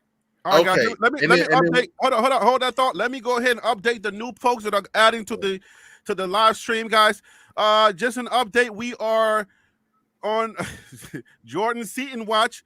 And if you are watching my screen, you are seeing my screen. If you're just joining us, Jordan Seaton is in Florida, IMG Academy. He's on his way. If not already signed a letter of intent, that's a NINLI. And once you sign that letter of intent, nobody can poach anymore. Then you infuse a non-poaching rule that goes into play because now you have what's called a contract and you can no longer be poached or make any other visits to any other college because now you are under contract. So on your screen, guys, you are seeing Jordan Seaton, and that is Bucky Deion Sanders Jr., who obviously, you've seen all his videos, the ones that I don't watch that people think I should watch more of. Okay, please don't, don't hurt the player, hurt the game. Let me bring on Shantae. Look, man, Shantae. Listen, what do you think about this situation? I hear Wild Dog. He's not on my side today. He's going to be in my doghouse. Wild Dog is in my doghouse. I don't know what he's doing. What he's flipping. Nah, you've been tripping today for sure. Y'all flipping on me. What's going on? Y'all supposed to be on today. I emailed y'all today, and I said, guys, be on my side. Y'all didn't get the email? Listen, man, let me set this up for you, Shantae. Do you think this was planned? I don't think it was planned. I'm calling cap on all of these people thinking that this was planned. Was this planned or was this circumstantial and they're just saving face? What do you think, Shantae? First of all, I want to say hello to the panel. You guys are doing an excellent job. Hello. Thank you. Second of all, I want to say that in the comments, I was one of the first people on yesterday to mention that this was all a master plan by Coach Prime. I also said that Coach Prime has a masterful machine behind him in the SMAC management company, right? All of this was orchestrated, and he was teaching that young man, if you come on board with me, I'm just going to give you a little bit of taste of how much fame you can get just by taking a little piece of the Prime effect, right? We've been talking about him, and not just us, right? all of the panels, all has been talking about nothing but Jordan Seaton flipping. All of the haters, they want him to flip. All of the supporters are saying there's no way he's going to flip. So we've been talking about nothing but Jordan Seaton for the last however many days. So yes, this was a plan. Yes. Wow. All right, let me see what Panda thinks. Panda, do not be on their side. Do not get on their side, Panda. Hey, everybody, let me warn you guys. We are stacking up on this panel. Please keep your comments very short. Make it like TV, guys. Let's get sound bites in so that everybody can get an opportunity to respond. Phil has been out there. Josh is out there, and they're getting a little bored. Okay, so please try to keep your comments to a minimum. Maybe try to count in your head 30 seconds so that everybody else can get a chance to talk. All right, Panda, what do you got to say, brother? Please don't get on this side. I'm on Shantae's side. All right, Panda. Very I lost another one. I like how she articulates the point. It's not too much to add on to it. But I did send you a video about NIL. And I think one of the components I missed in NIL is the publicity part. Like, it's not just about your image as in your face, because a lot of athletes are great and they have a face and they're great on the field. But being in the cycle of the news helps the NIL evaluation. So this is business. This is business 101. And just like she said, we underestimate that little short white lady that you see hugging Prime.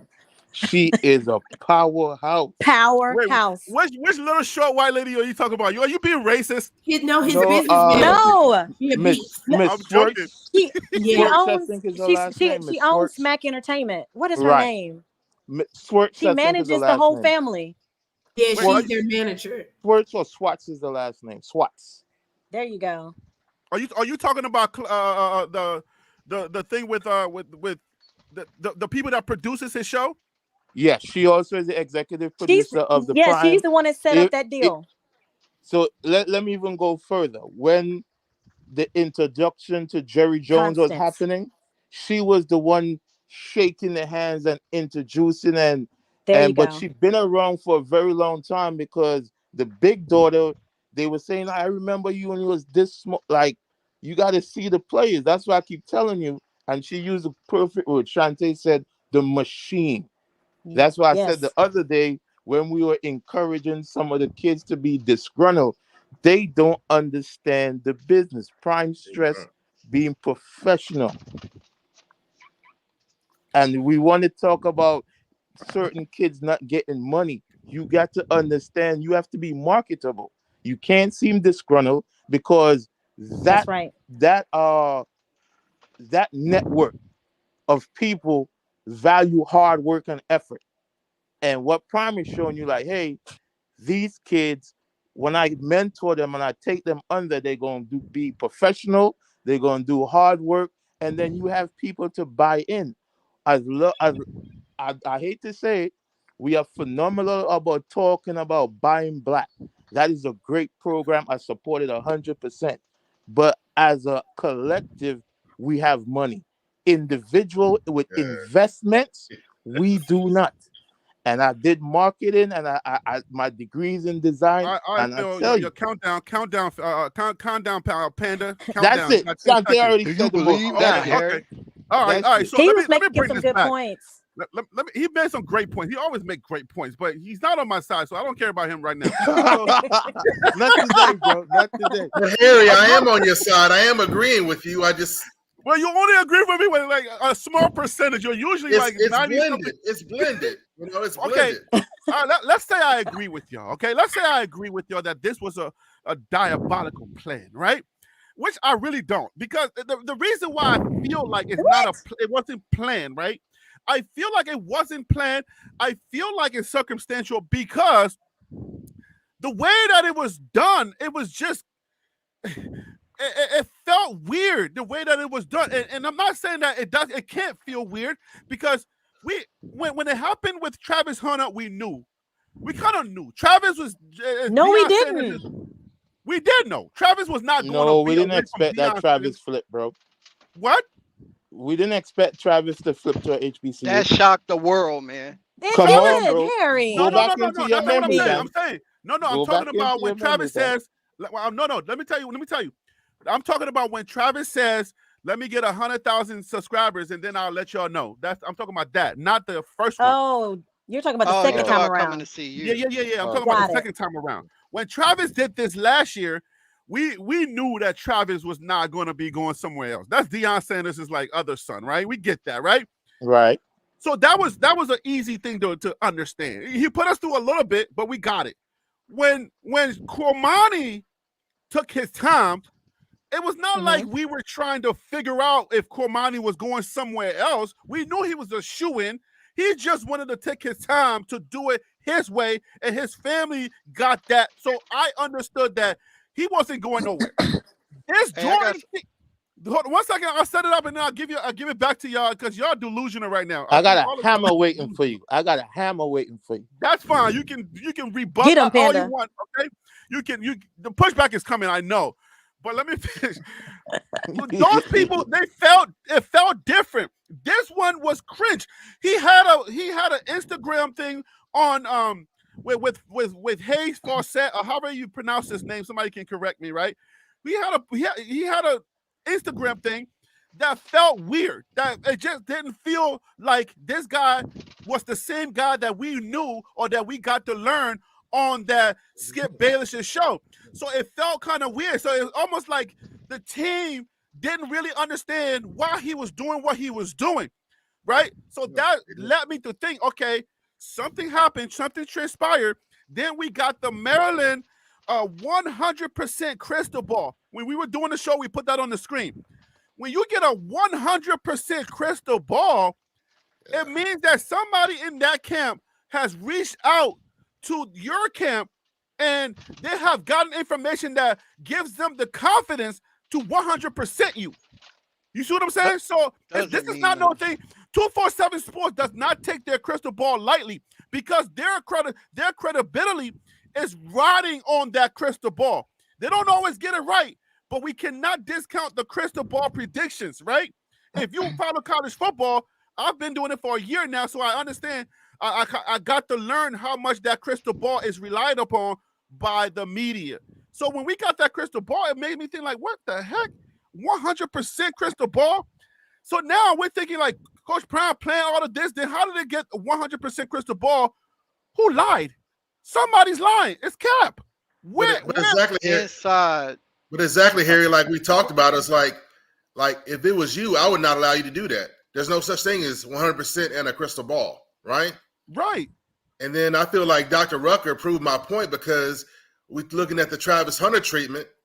What is this Jordan Seaton treatment going to be like, right? He likes chains. He likes ice. He likes going shopping. That's why he's kicking it with Shedeur, and Bucky. And that was planned because you got to get to know your recruits and what their mode is. If you take Jordan Seaton out to the ranch and say, let's go fishing, you don't know your player then, right? So I'm just saying, you got the Travis Hunter treatment, and we've seen what that looked like. So there's going to be the Jordan Seaton treatment. And even though somebody commits, you have a relationship, an ongoing relationship. That doesn't end, right? And you're going into break. He's going into break and finishing school early. That relationship is ongoing. So why wouldn't he be in Florida and be in Miami and be wherever? You know what I'm saying? Okay. So let me add on to what he just said. No. Let me control this. Hold up. Phil hasn't said anything in a while. Phil, what do you think about that? I'm still pushing back, Phil. I just something is something. I don't feel it, man. I don't think that happened.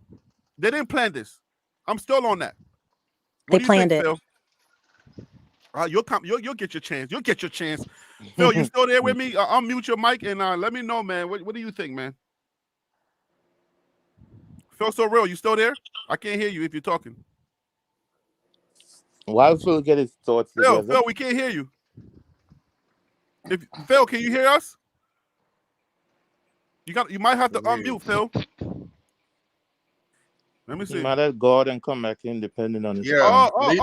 He's still back in. Oh, okay. My bad. I'm back. My bad, Phil. Go ahead. Go ahead. Nah, so I'm gonna try to make this real quick. I don't think Deion would sign up a young man to do something like this because Deion is all about handling business. And to me, this looked like bad business for Jordan Seaton to commit to Colorado the way he did. You know, he was able to go on with Skip and the rest of the crew. He was able to go on the not Dan Patrick, but the Rich Eisen show. So he made a big deal about it. And then to say, oh, well, I'm not going to commit on National Signing Day, or at least early signing day. That, to me, that looks like bad business. And I don't think Deion, regardless of what the haters may say, I don't think that's how he would handle his business. So I don't think this was a part of a master plan. I think you're dealing with a 17, 18-year-old kid who got some real life decisions to make, and stuff got tight. And Deion said, no, we're not going to lose him because we need him. And now him and the rest of the Sanders crew is putting the pressure on him. I don't think this was some master plan. I think this is just a 17, 18-year-old kid that don't know what he want to do right now. That's me. Let me rebuttal. Let me rebuttal. Wait. No, Panda. Wait. You gotta hold your. I haven't heard Josh in a minute. Josh, are you still standing your ground, Josh?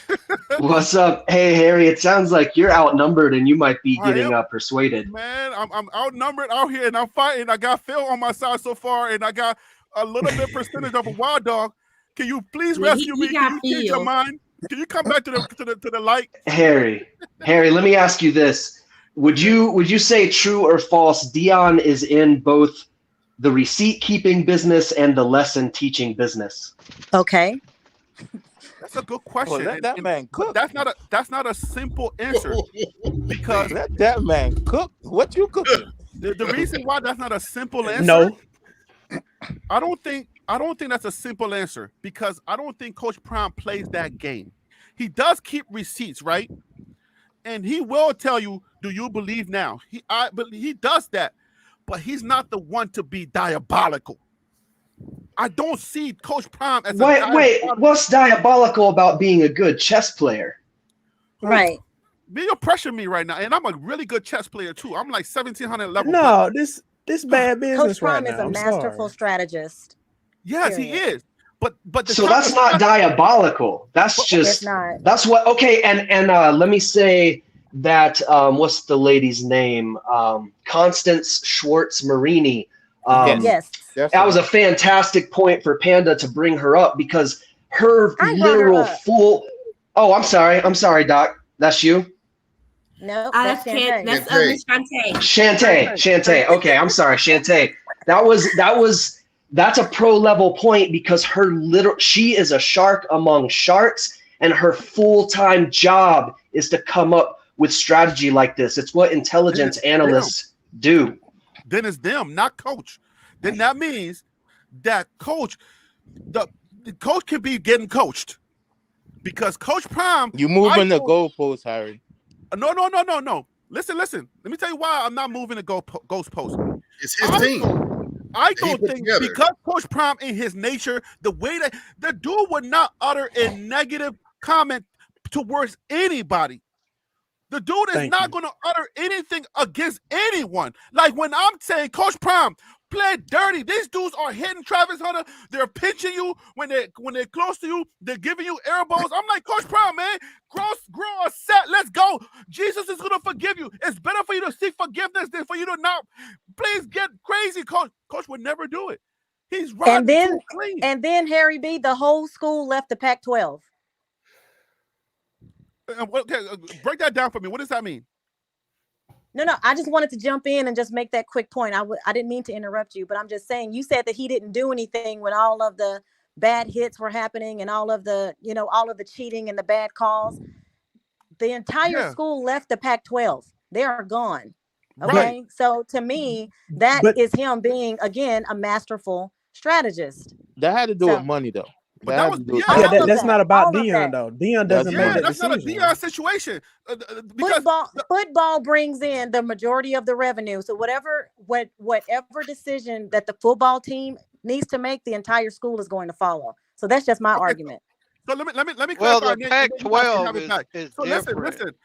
When the conference realignment situation happens, when first of all you have inside information, we got to understand that Rick George is on that board. All right. Rick George knew that the conference was dead. It was going down. It was going to implode. And you better jump ship when you know that that's coming. Okay. You're not going to stick around to a dead conference. And then Coach Prime brings so much money to the table. We got to go to a conference that understands our vision, our overall vision about where the business is at. We're playing freaking 10 o'clock p.m. games. People are staying up to 3 a.m. in their freaking houses. We're not staying here. The Pac-12 don't know how to do business, okay? But that wasn't the issue, Ari. I know the that. issue, I'm just putting it out there. The issue was revenue share, and they didn't that's want what I'm to saying. That's renew what the it's about, contract on business. revenue share. Panda, let me finish. Listen, I'm just saying when the whole realignment situation has to do about the money, the business. So that's not a Coach Prime decision to move the conference. That's Rick George, okay? But what we're talking about, Coach Prime putting all of this together, it makes more sense to say that somebody like a Constance will be the one to devise something to say, okay, listen, we got this on our plate. What if we played it? What if we played our cards? Because we got this internet thing on a lot. What if we played our card a little bit and did this? I don't think that's what they did, but it makes more sense to say that Constance and her team came up with this plan and then said, Coach Prime, what do you think? Do you think we should do it? And he's like, maybe. If I was to give an inch to y'all, that's the only way I give y'all an inch, and I still wouldn't agree that that's what happened. So you ready? You ready? No. Panda, go ahead. Panda, you ready? Yes, go ahead. And please keep it short. It's kind of hard, but I'm gonna try. When he went on the TV, Irvin looked at the chain. I was like, the chain is interesting. Then I saw Bucky got a new chain. So what I did, I clicked the. Oh gosh, here we go. Conspiracy. No, I clicked the guy who designs the chain, and his Lord. chain was on there. It was displayed by the jeweler. So I already knew. Putting two and two together. You know what I mean? My father is military. He always say, be aware of your surroundings. You see what I'm saying? So I know already that the chain is there. To push back on your point that Prime doesn't have input, if you look at the uniforms they bring Wait, who said that? Who said Prime doesn't have input? What are you talking about? What you're just saying, you are saying give the credit to Miss Shorts, right? I'm trying to show you. No. I'm saying Prime is not diabolical. I say it's more so if somebody was to come up with what you're saying, that is, if it's plausible at all, any percentage I'll give you will have to come from an outside source, not Prime. But let me finish though. So Coach Prime has character. What you talked about him not wanting to get dirty and stuff, that speaks to his character. But if you look at Prime and business, from the people you have in the locker room and all that, they curse around him. Coach Hart curse, everybody has cursed. So what he does is, hey, I am a Christian. I have this value system, and I fly my value system extremely high. But I don't allow my value system to belittle the people around me, which is something I think the church struggles with today, right? So that point you make speaks to his character. It doesn't speak to his business acumen. And if you look at his first deal was signed with Debt Row. His deal was signed with Debt Row. You don't set the character aside to do business? Business acumen and his personal thing is two completely different things. No, absolutely not. If you understand, wait, let me finish. If you understand, you're not speaking truth right now. What you mean? You don't leave character at the door and say, "Let me go in here and go do my business. I'll be back." But no, I'm explaining to you. You spoke about him not wanting to get dirty and his style. I spoke to that has to do with his character. His but you character is can't not to be separate dirty character and from the deals that you make. Your character. Yeah, but if you look at the deals room. that he's making, his deals he's making has nothing to do with being immoral or anything like that. And I don't agree. I 1000% disagree with you. But you said you don't listen, you don't watch as much as well-off media. In the well-off media, I watch it, but I gotta be truthful. I don't sit there and have it on cue. Okay, Harry is not an indictment. You listen to the point. He's saying that, hey, or he even did it on Nightcap with Shay. He's like, man, some of these kids want to do it in Miami or do it with their family. Some of these kids want to do it at their school. Some of these kids. So I want to give the kids what that ability to do it the way they want to do it. So this is coming from wrap up your point, brother. Well, you keep interrupting, but that's the consensus of the point. He said I gave them the ability to do the announcement how they want to do it. Okay, I would like to make a point. if I All right, go can. ahead. Go ahead. Okay, I'm gonna further drive my point home. I believe that the plan was broken out into 4 different parts. Hear me out. I'll do it very quickly. Step 1, bring exposure, right? That's the undisputed that was the undisputed interview, right? So we're going to tell the world exactly who you are. Now, my mom knows who Jordan Seaton is because of the fact that, you know, he did that doggone undisputed interview which made national news, right? That's step 1, exposure. Step 2, if we stop there, that means that we're going to stop talking about you the day after. So, let's stretch this thing out. Step 2 means let's bring some uncertainty, right? Okay. We're going to confuse the media. We're going to confuse the people because we got to keep your name in the news cycle, right? We got to keep the people talking about you. So I want you to drop some breadcrumbs in order to say, hey, I don't know where I'm going. So I need for you to do that. Okay. So that's what I need for you to do in order to keep your name in these streets. Okay. That's step 2. Who are you saying is doing that? I'm saying that Coach Prime and his machine includes Bucky, Shador, Instagram, whatever, the whole machine. I don't have the answer. I don't know who is behind it, but I'm just telling you that this is what we are in the middle of. We were in the midst of step 1, the exposure, the big interview on Undisputed. Step 2, thank you. Step 2 is the confusion, which keeps his names in all of our mouths, right? Step 3, we need some more breadcrumbs, right? In order to rein everybody back in. Okay, everyone's been talking just a little bit too much and it's getting a little bit out of hand. So, you know, Bucky, I need for you to drop a breadcrumb. I need for you to post a video showing Shador on FaceTime with Jordan. Post this late tonight or whatever. Okay, so now we're starting to drop the breadcrumbs in order to bring everything home, even including the Instagram live that we saw this morning, right? I think it was this morning when it shows that it was showing it was actually showing Jordan and oh my gosh, who was Bucky. Shador in the car. Bucky. Oh, thank you. Bucky in the car, right? All right, that's step 3. Step 4, which we haven't seen yet, or I don't know if he signed yet, but step 4 is going to be the signing, right? In Miami at IMG. See what I'm saying? That's step 3. This is step 3. These are the breadcrumbs in order to shut all of us up. All of the naysayers, all of the ones that saying that Coach Prime didn't know what he was doing, all of the naysayers that are saying he let an 18-year-old trick him. How an 18-year-old doesn't even know what he's having for breakfast. How is he going to trust an 18-year-old? Bam, Bucky's in the car in Miami with Jordan. So I thought I was going to try to make that quick, but that was a part of the 4-point plan that that I think that we are in the midst of You right cooking? now. I like what you cooking. Keep All cooking. right, so let me I answer said a that little bit. earlier. Let me answer a little bit, Tim. Then I'll let you have it. Okay. You're okay. You're talking media points and stuff like that. This is where I live, right? You just broke what you did an excellent job in, giving us and giving the audience, nuggets. You are the nugget queen. I'll give you that. All right. I'm so glad you're finally here. Okay, you've been dropping nuggets in the chat. Now you're dropping nuggets over here, and your voice is soothing and let's just hope that you're not single like Dr. Rucker here, because people are going to try to scoop you up. So anyways, no, with I'm all not that single. being said, okay, good.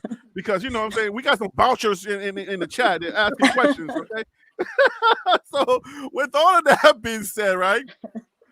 That's good and well, okay? That's all good and well. You're pretty much giving us this is the game plan. This is what they do. Okay? For those of you who didn't know that was well said. But I still can't ride the train. Okay, I'm on this bandwagon train, but I cannot ride this wagon. Harry, keep the butts behind you. Listen, this wagon that you just laid out, I cannot ride that, because what you just said and what Panda tried to do is try to say, hey man, we're gonna lay down this character that I put forward to everybody, that I'm not this guy, I am not this person, I ride too clean. They can't find nothing in my background. We're going to set that aside to play this here media game with people, right? And then say, oh, we planned this all along. Bucky, you drop some cookies. Bucky, hey, Shador, you drop some Instagram crumbs. Hey, man, you go over there, you do this. That is not, unless there's something They're we playing don't know. chess right in front of our faces. I get Harry, it. Harry, can I ask you a question? Let me finish Harry, because can the I ask questions you a be question? long. Your questions are not questions, so you gotta wait. No, it's a straight question. Oh gosh. Okay, go From ahead. the introduction of beef Prime, with Harry B. when have he never been playing the media game? From the introduction of the Prime concept, when have he never been playing? Can I Let Phil, answer that real quick? Phil, go ahead, Phil. So I mean, I will submit to you that Dion tries to play the media. Okay, I will give you that. Right. However, it is from him being the person and the main attraction. I haven't seen a situation where he's put one of his kids, let alone a kid that hasn't even signed to them, be the main attraction and say, hey, put your name out there, upset some people because you don't know if you want to sign to Colorado after you said you were going to sign on Undisputed and all of that. So I don't see why Dion would set up this young man to get all these arrows shot at him. Now, if Dion wants to do that, that's on him. Fine and dandy. But I can't see Dion setting up Jordan to be in a situation to have his name sullied by Buffs fans getting mad because he might flip. I don't think Dion would set that young man up for that. You're just gonna leave me out. But it's not my show. But if you want to, I'm listening. All right, Shante, go ahead. Take my shine. It's okay. Go ahead. Okay, no, I'm just going to respond to that very quickly. There was a lot riding on this offensive line, right? There was a lot riding on this offensive line. Every football fan knows that the big guys, those are the hardest positions to get, right? And once the school gets a talented offensive line, defensive line, they do not let those players go, right? They do not let them go. Okay, and we also know that the offensive linemen, what are they going for now? Like about $500,000? I think that's the rumor would be like 5 to like 1.2, 1 point something. Depends. Okay. Deion Sanders knows that he cannot compete with the Alabamas of the world. He understands that he cannot compete with those well-established Power 5 schools, right? He already knows that. So he knows that he has to reach into his bag and do something different. He has to do him. He has to do something different. I might not have this $1.2 million for you right now, son. And I don't normally share this game with players that have not signed to me, but this is different. I got to do something different in order to set the stage, because once I get a Jordan Seaton, it's going to be like a domino effect, right? Because then he will be able to recruit other top players as well. So that's my response. I just feel like he has to do something different, and he had to do something different, something out of the ordinary that we have not seen him do today. But as far as marketing 101, the plan is out. If you've taken any type of marketing course, and I know that some of us have, this is a well outlined plan, and it's not even a complicated one either. And it's literally happening right before our eyes. And it's so blatant that we're saying there's no way he's doing this. This is just way too easy. There is just no way that he's doing it. But I would just like to concede on my final point. I'm not going to interrupt anybody anymore. But I just wanted to say that I disagree with everybody that does not agree with me. So I just wanted to end with that. If you don't agree with me, I don't agree. Well, dang, okay. I just wanted to say I'm right, and that's it. Okay. Anyway, I want to thank you underscore for the super chat. Cash Cleveland from IMG committing is big too. I do want to hear the committee. I do want to hear the panel talk a little bit about Cash committing. If anybody, while you guys are listening, you can start looking up information about Cash so we can give the audience a little bit of information about Cash. We don't have that much on him. We just know that he's also from IMG, and IMG is an elite school for football. So that is major. We should be talking more about that. But listen, man, this is what's really happening right now. Ron Tate, I do have pushback on Shantae and everybody else. So, but I'm gonna give you the microphone a little bit, man. How you doing today? Welcome. Hey, hi Harry, how you doing? Hello everyone. Blessings. Hello. Blessings. What's up? What's up? What's up? Blessings. Andy, I got on a little late, so I was just able to hear the young lady that just got off and some of the comments. Let me just say this.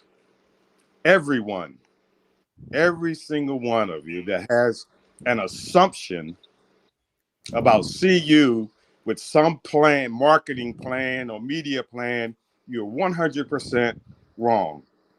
This kid did not know. This kid did not know what he was going to do.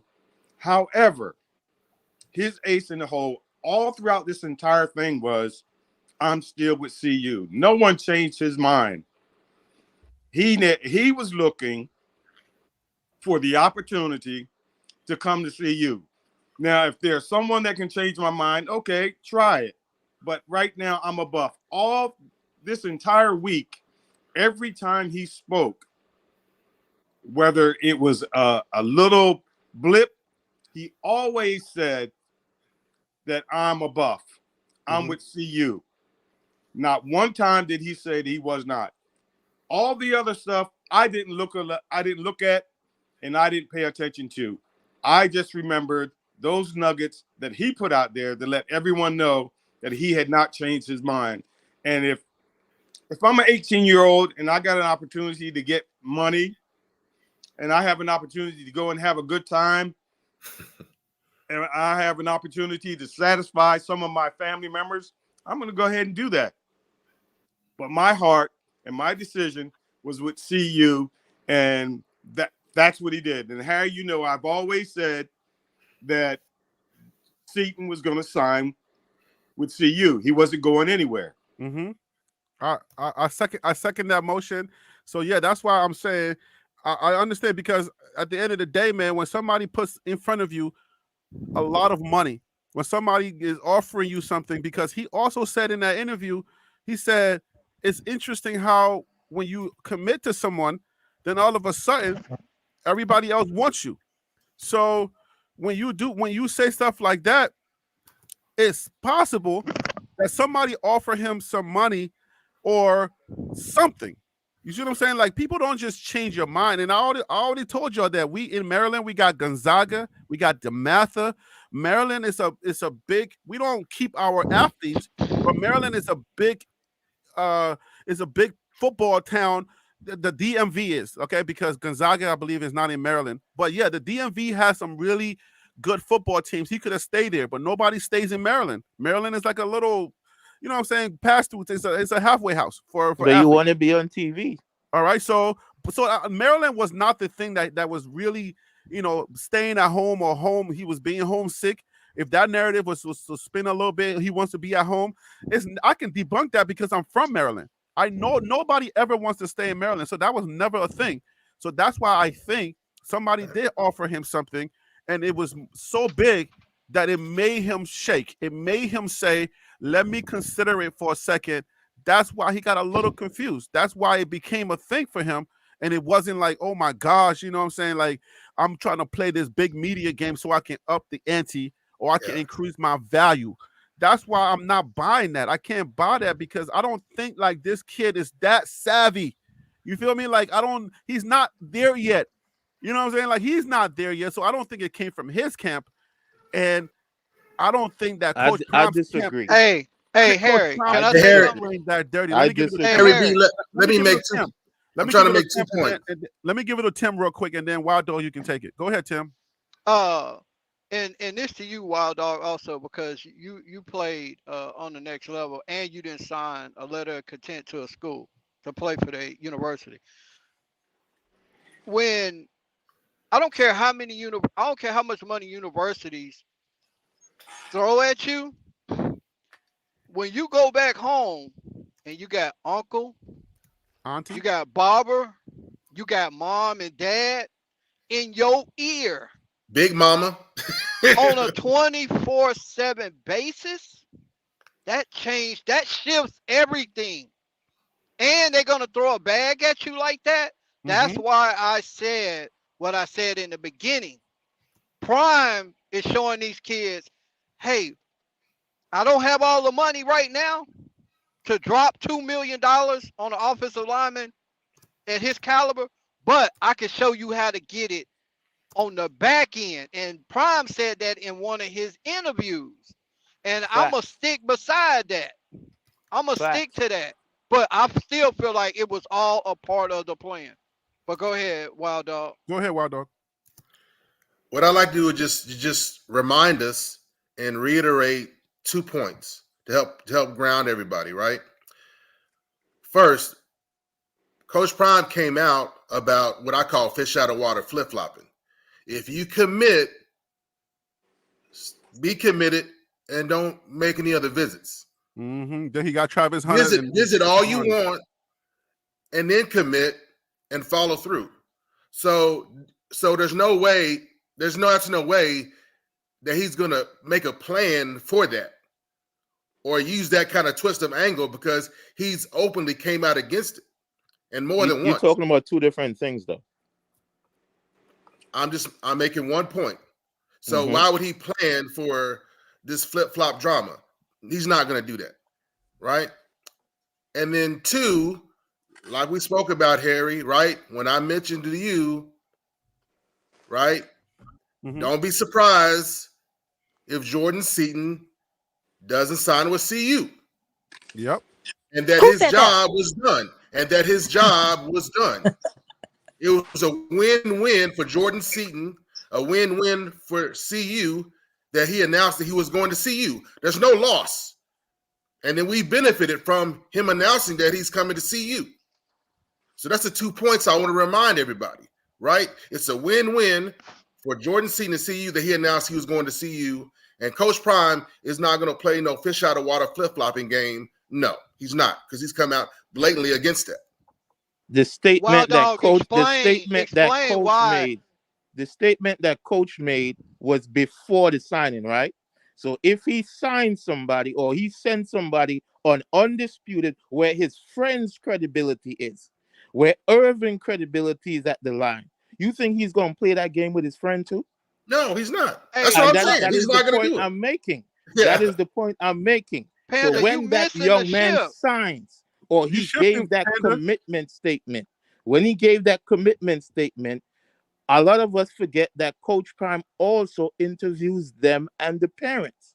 And he said one thing he realized is the father tends to cover for the child, but the mother keeps it real, so he knows how to protect that child. That doesn't mean anything behind closed doors. And that's what I'm saying. So in the what Shantae did an excellent job was explaining you marketing. Marketing is the whole thing. The post is called promotion. Like we could go into the whole structure of it.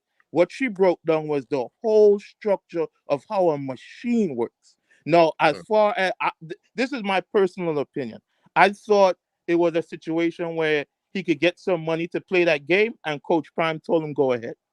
Because Shador said something. They all are in a group. Then when the Shador said he going to Miami, he getting on the jet.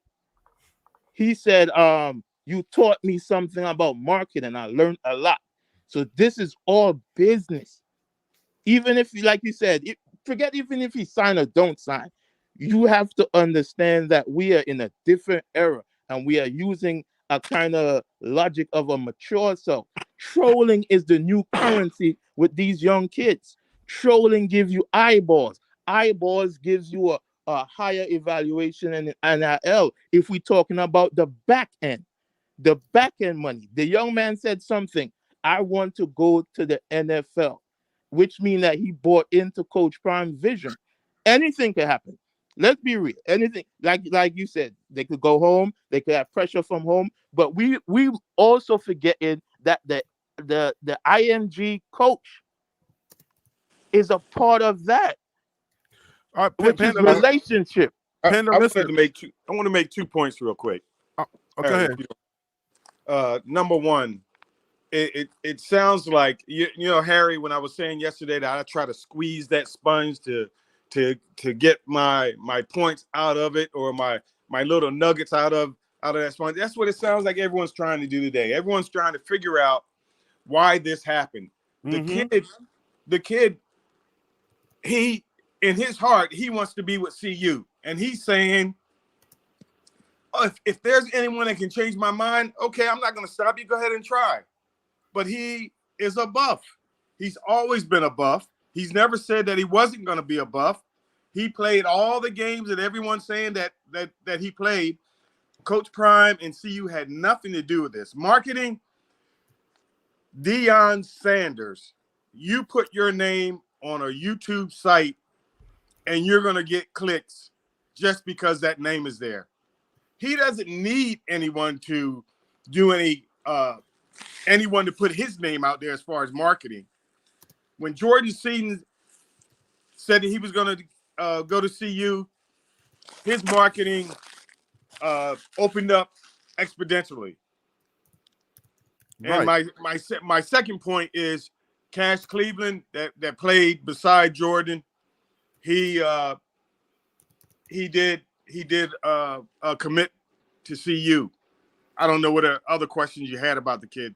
He's a center at IMG. Yeah, we're going to talk about Cash in a second, but to this last point, right? I think, you know how everybody plays Monday morning quarterback? I feel like a bunch of nervous people are playing Monday morning management coaches, right? Like marketing coaches, because a bunch of us or a bunch of people were nervous that this was transpiring. And all of a sudden now Coach Prime got this genius plan to roll this kid out, get him stomped on, right? And like Surf says, if this was planned, it was real messy on the execution side. Yeah. You know what I'm saying? Like, if this was planned, it was a terrible play. What is the purpose of Bucky in the machine? It was a terrible play. If this was planned, this was a messy. What is the purpose of Bucky in the machine? Okay, Bucky's job is as an archiver, storyteller, and informant. And also balancing the narrative. You notice that they roll up Bucky to balance the narrative you got to remember that media machine outside of Prime is more powerful. I agree with you on that, Panda. That what you just said, I agree with you on that. I agree too. He does balance the narratives. Okay, then. And how he understands how to do that, But they're let not me messy tell you like about this. professional. They're usually not this messy. He Let controls me the tell you about narrative. professional sports. When a contract negotiation comes up, a professional athlete becomes bad to devalue his stock. Look at any sports around the world. When that James evaluation time comes up, James Harden goes out and put on a fat suit. I'm just trying to tell you, there is a way how the machine works to the advantage of the owners. And understanding this, Panda, understanding you're this because it came up under Jerry Jones. Works, but how does that pertain? You don't explain to me how the system works. Tell me how you are thinking that Coach Prime pulled this off. I don't care how it works. I know how it works. I am thinking. Understand that this was not Coach Prime, and if Coach Prime doesn't move this messy, he moves too.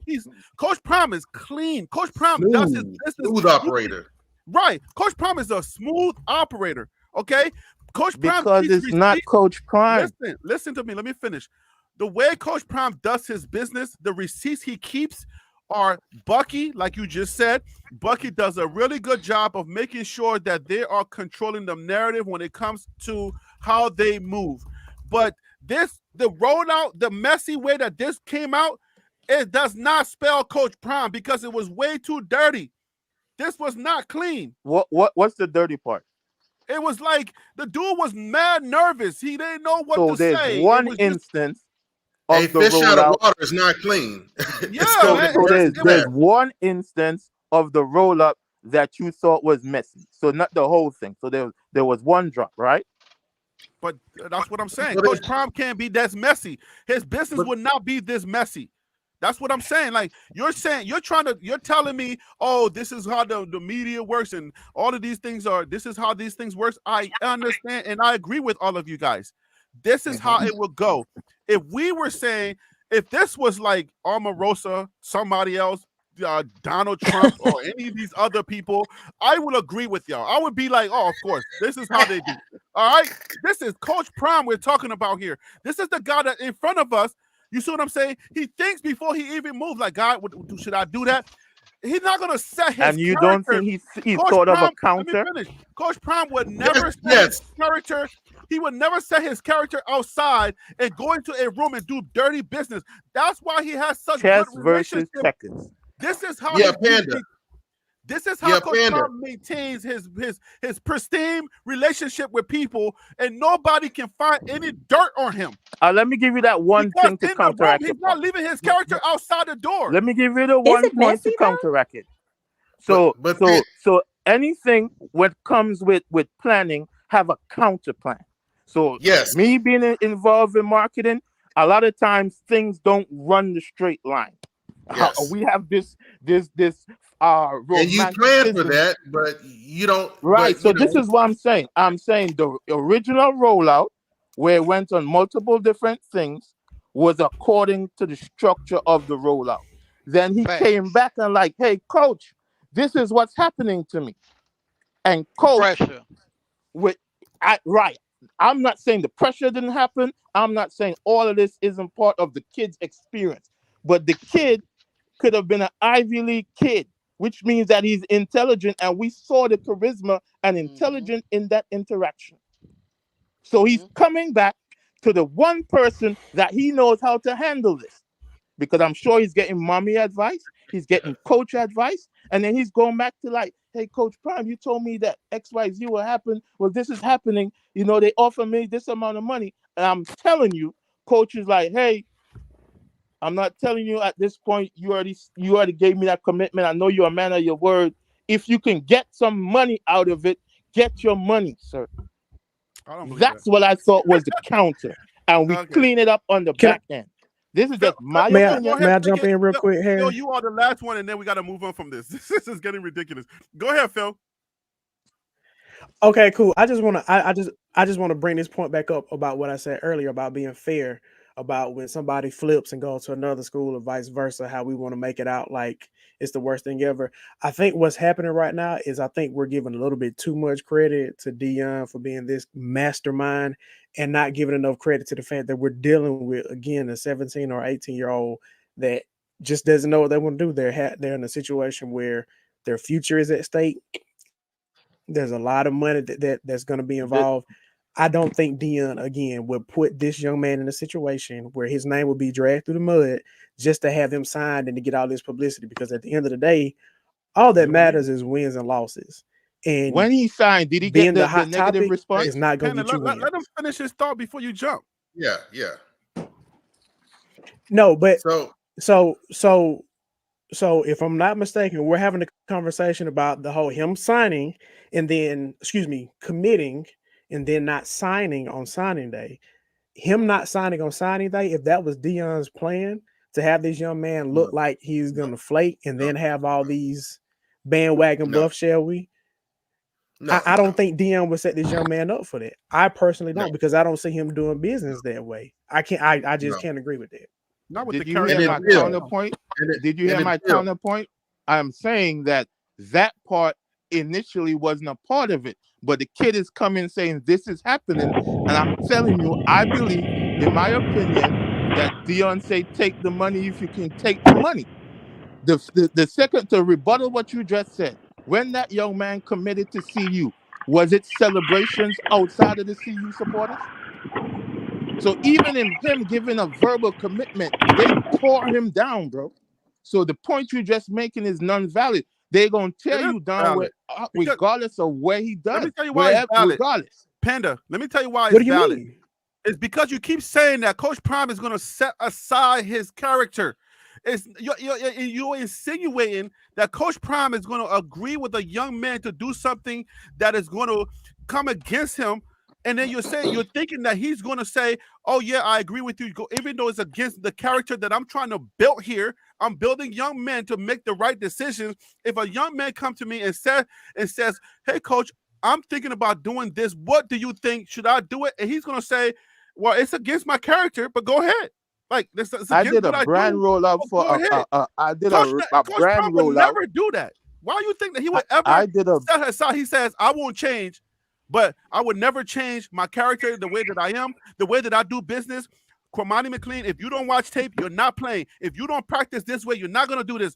I would never change. Now, you're telling me that Coach Prime is going to take somebody's idea of this diabolical thing that I want to do and say, oh, you know what? Go ahead, take the money. You know what I'm saying? It's not diabolical. What I'm saying, money, I ain't going to block your shine. Go ahead, young man. Take your money and then just let me know when you're ready to sign. We're gonna go. It's not diabolical. It's not unethical or diabolical. What did he do wrong? He didn't lie to anybody. He misled a lot of people. He misled a lot of people. This is a no, he didn't. He just slow played it. He just slow played his hand. He just stood there. He just stood there. He didn't lie. He didn't give anybody a word that he went back on. Seaton never decommitted. And Dion even said in an interview right after the day, he said some of these kids, they want to sign at home, they want to sign in front of their people, at their school, whatever they want to do, and we let them do that. That's all he said. He didn't do. I want to know from you, Harry, why you think that if this was a plan, that there's any there's nothing unethical, there's nothing that's going to come back on them in a negative way. Like, it just looks masterful at the end of the day. And they didn't say anything. They didn't lie. They remained silent. Oh no, I'm going with Phil's saying, letting you know. I'm saying for you to put somebody in harm's way, because what I'm saying is, if you think about how other people were starting to say, well, who cares about this kid? Let him just go do his thing. Nobody cares anymore. The thing that the media was saying, I mean, even Skip Bayless, they had with Michael Irvin, they had a show where they went on there and they started saying, hey man, I don't know what's going on with this kid. Why would he do this? He said this, he said that. People started putting memes up. People started using his words against him on Twitter.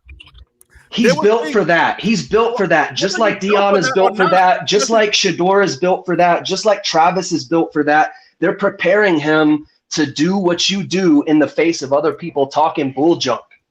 When you're built for something, the way that Coach Prime is built is he's not built with deceit. It seems deceitful. That's your opinion on what deceit is. You transferring the meaning of deceit, Harry. You got to be. He didn't lie. Correct. It's all expectation. You are transferring the meaning based on your perspective, and nobody could say your perspective is wrong in that nature.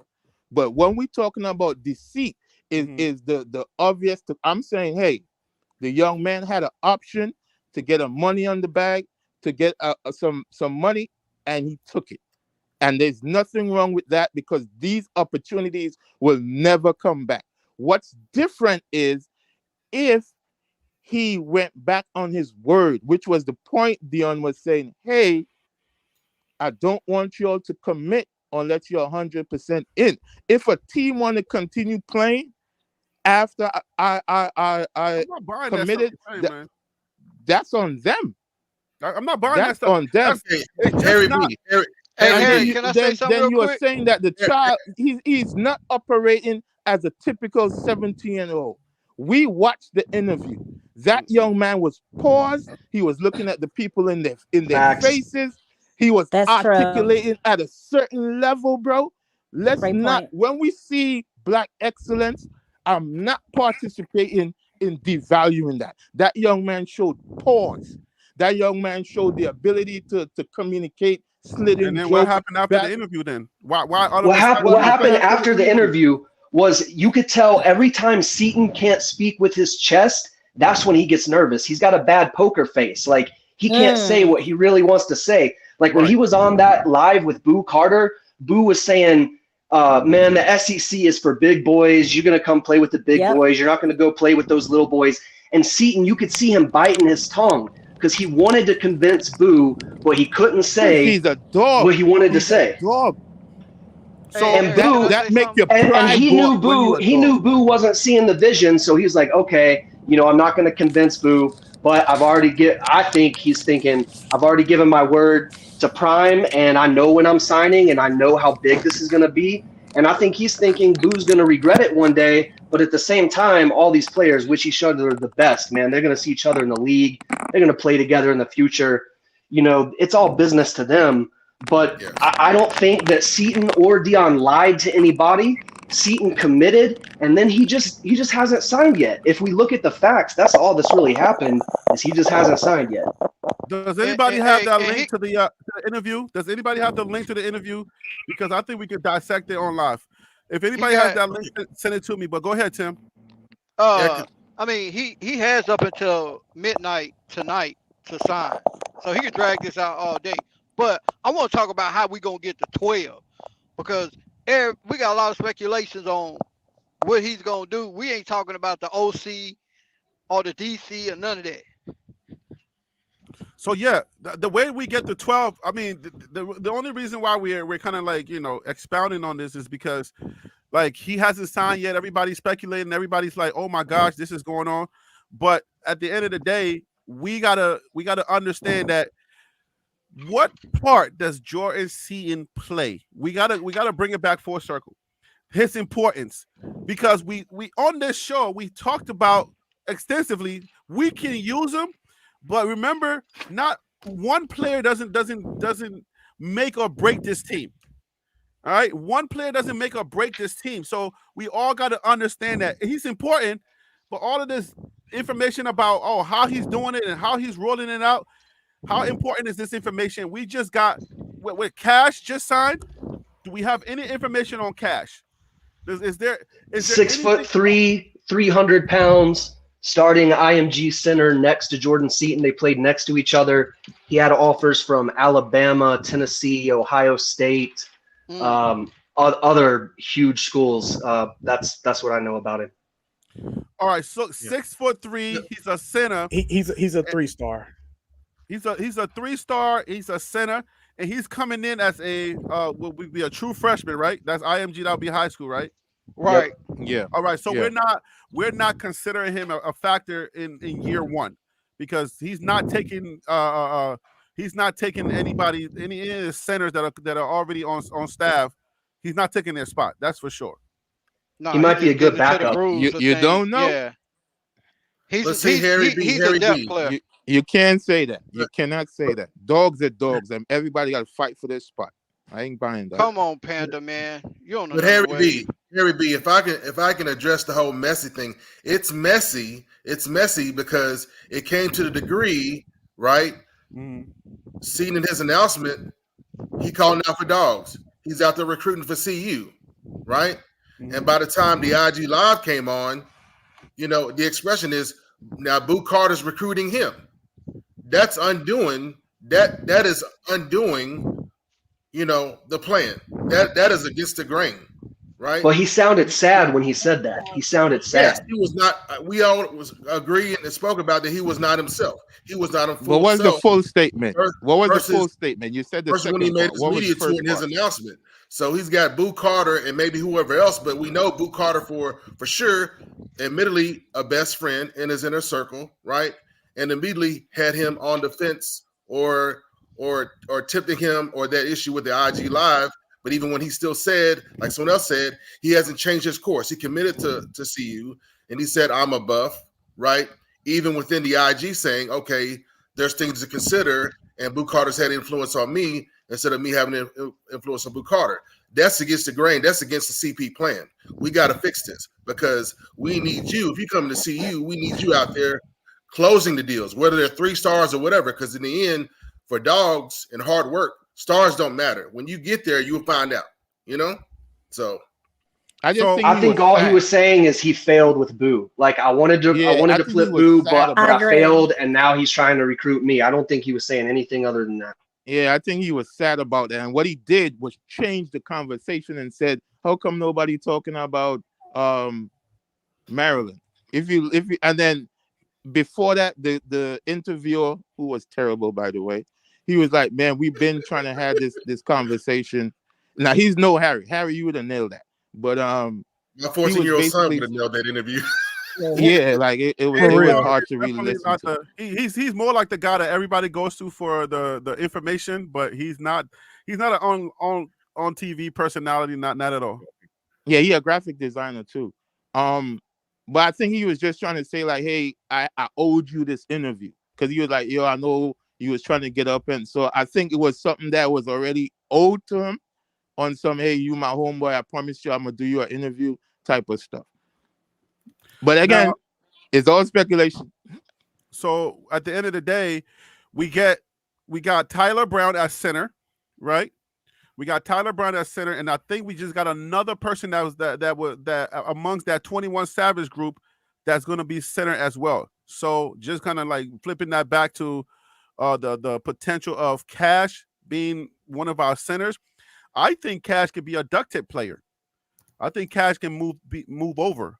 He was center at IMG, but I don't know that he stays a center because when you're on that line, you have the potential to be a dog. They can move you over. So coming in, whatever position you're coming into, that just give us more DEPTH. That's how I look at it. You know what I'm saying? So I don't know that if he played center, in high school. I'm sorry, go ahead. What would you say about center?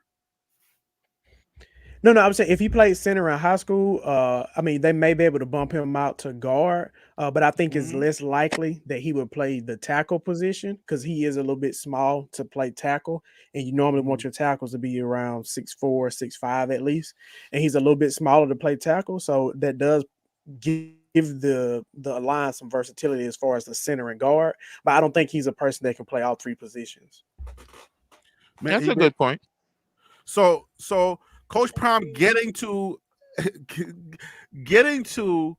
top 12, right? I haven't had this panel on when we've been talking about that top 12. I've had a couple of people on, but Coach Prime getting to that 12-team playoff, we got to go through a lot of teams that have been proven. The OCs have not. Big Wild Dog, you brought this up at the end of the show.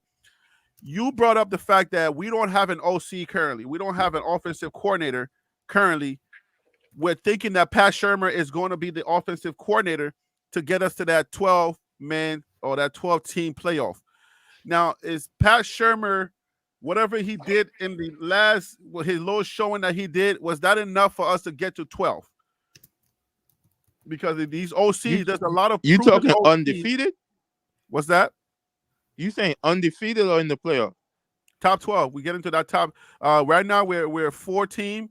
We are at a 4-team. The NCAA is at a 4-team playoff.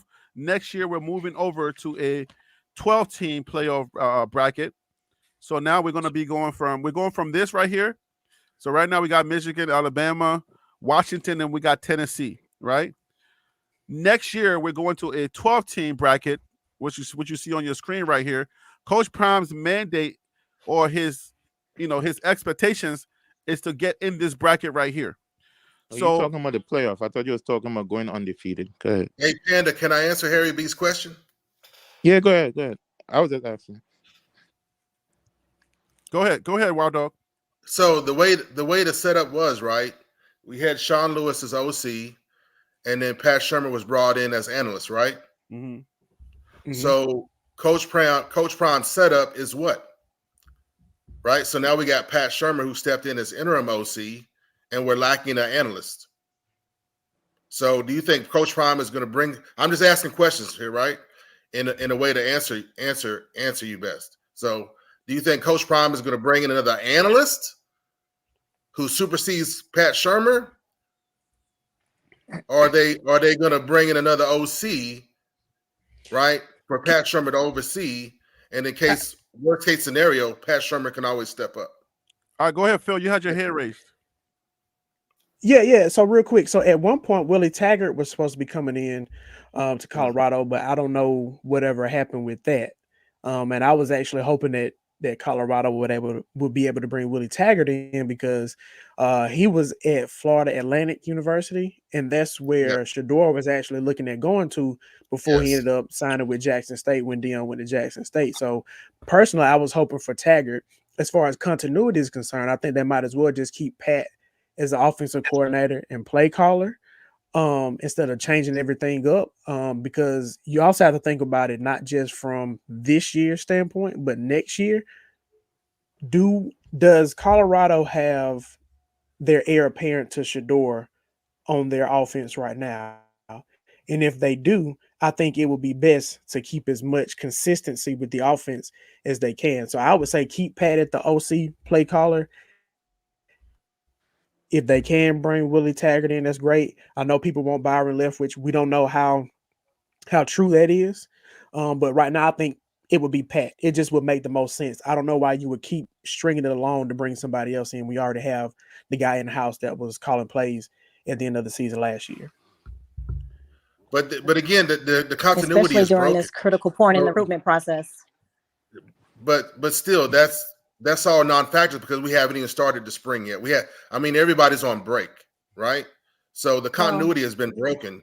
Pat was the but analyst. You're still going to install the offense that you're looking for, though.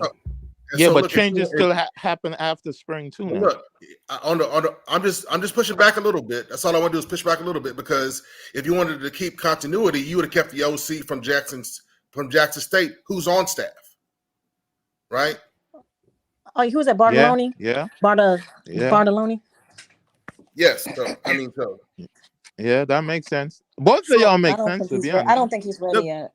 So Pat Shermer is not going to have an analyst. Why do you think he's not ready? Because he's from Jackson State. He's from a black school. Don't get Phil heated. Don't get Phil heated now. Don't get me started. Don't get me started with that. Oh my gosh. He went to he pulled out the alum on you. Level. Yeah, Grambling alumni, baby. Graham fam all day, baby. FCS level here. No. I am. We still sending folks to Grambling. I don't have a lot. We still sending folks to Grambling. I don't have a lot to say on that. I don't have a lot to say on that, but I will just say that when I say he's not ready, I'm only saying that compared to Pat Shermer. That man has an extensive resume. So that's all.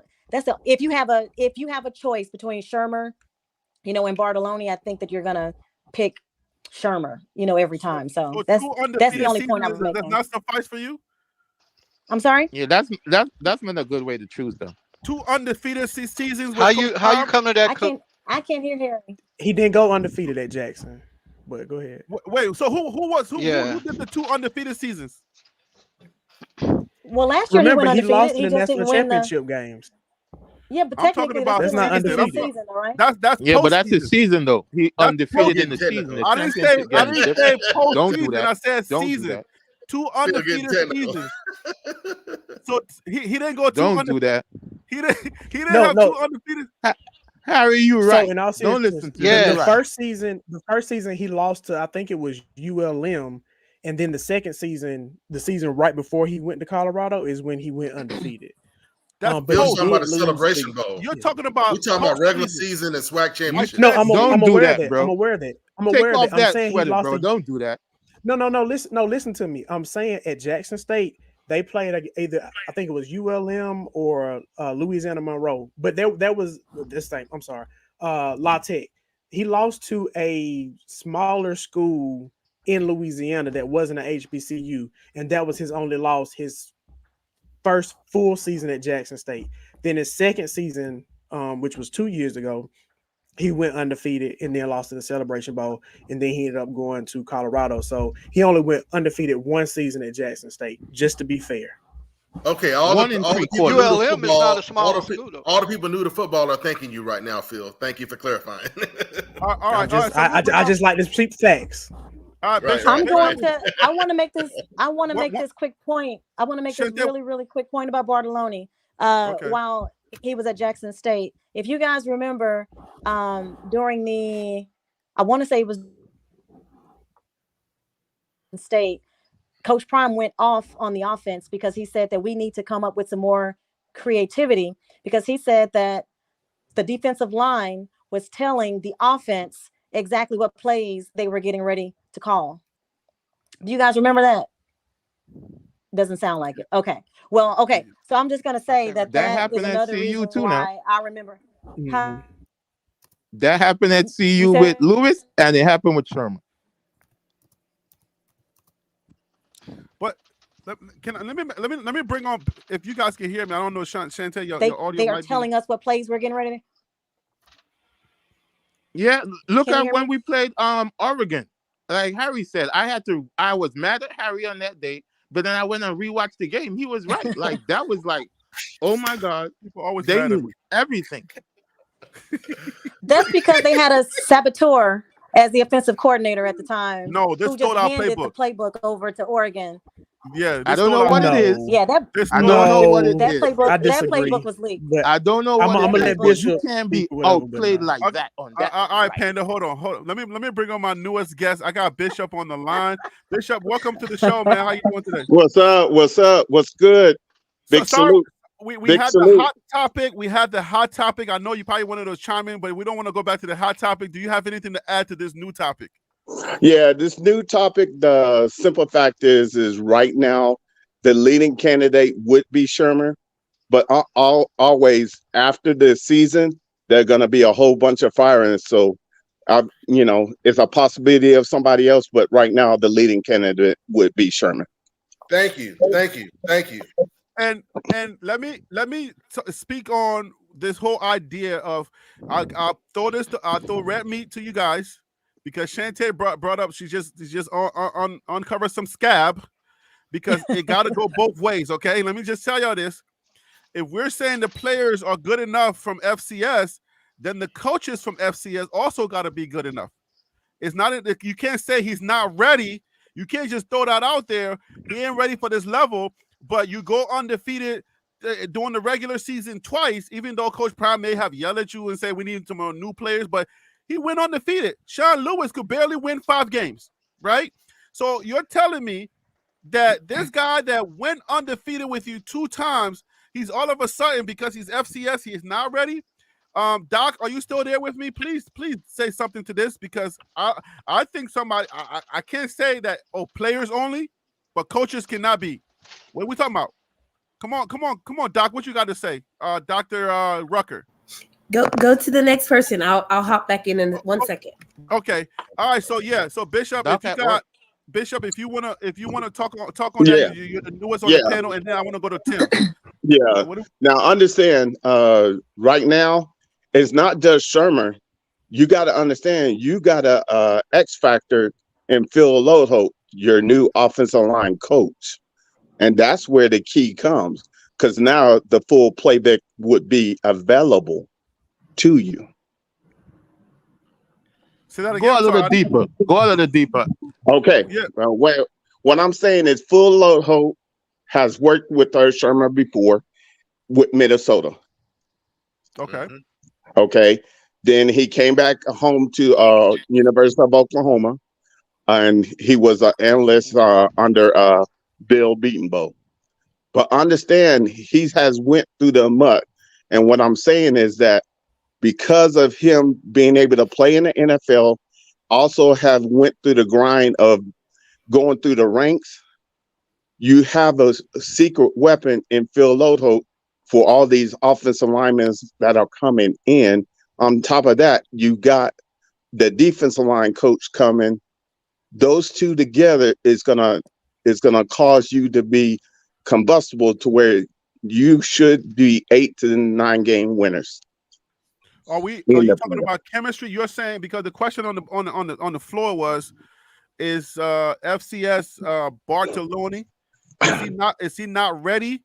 And if you're saying that, okay, let's not put him in, let's put in Shermer because he has chemistry with Lodeholt. Is that what you're saying? Is that what you're talking about? No, the thing about Bartoloni is it's all about perception. Let's be honest. Now he did it on that level, but a lot of people want to judge. But I'm saying football is football. If he can do it on that level, he can do it on this level. Now, is that the choice Coach Prime wants to do? That's what's the question that needs to be answered.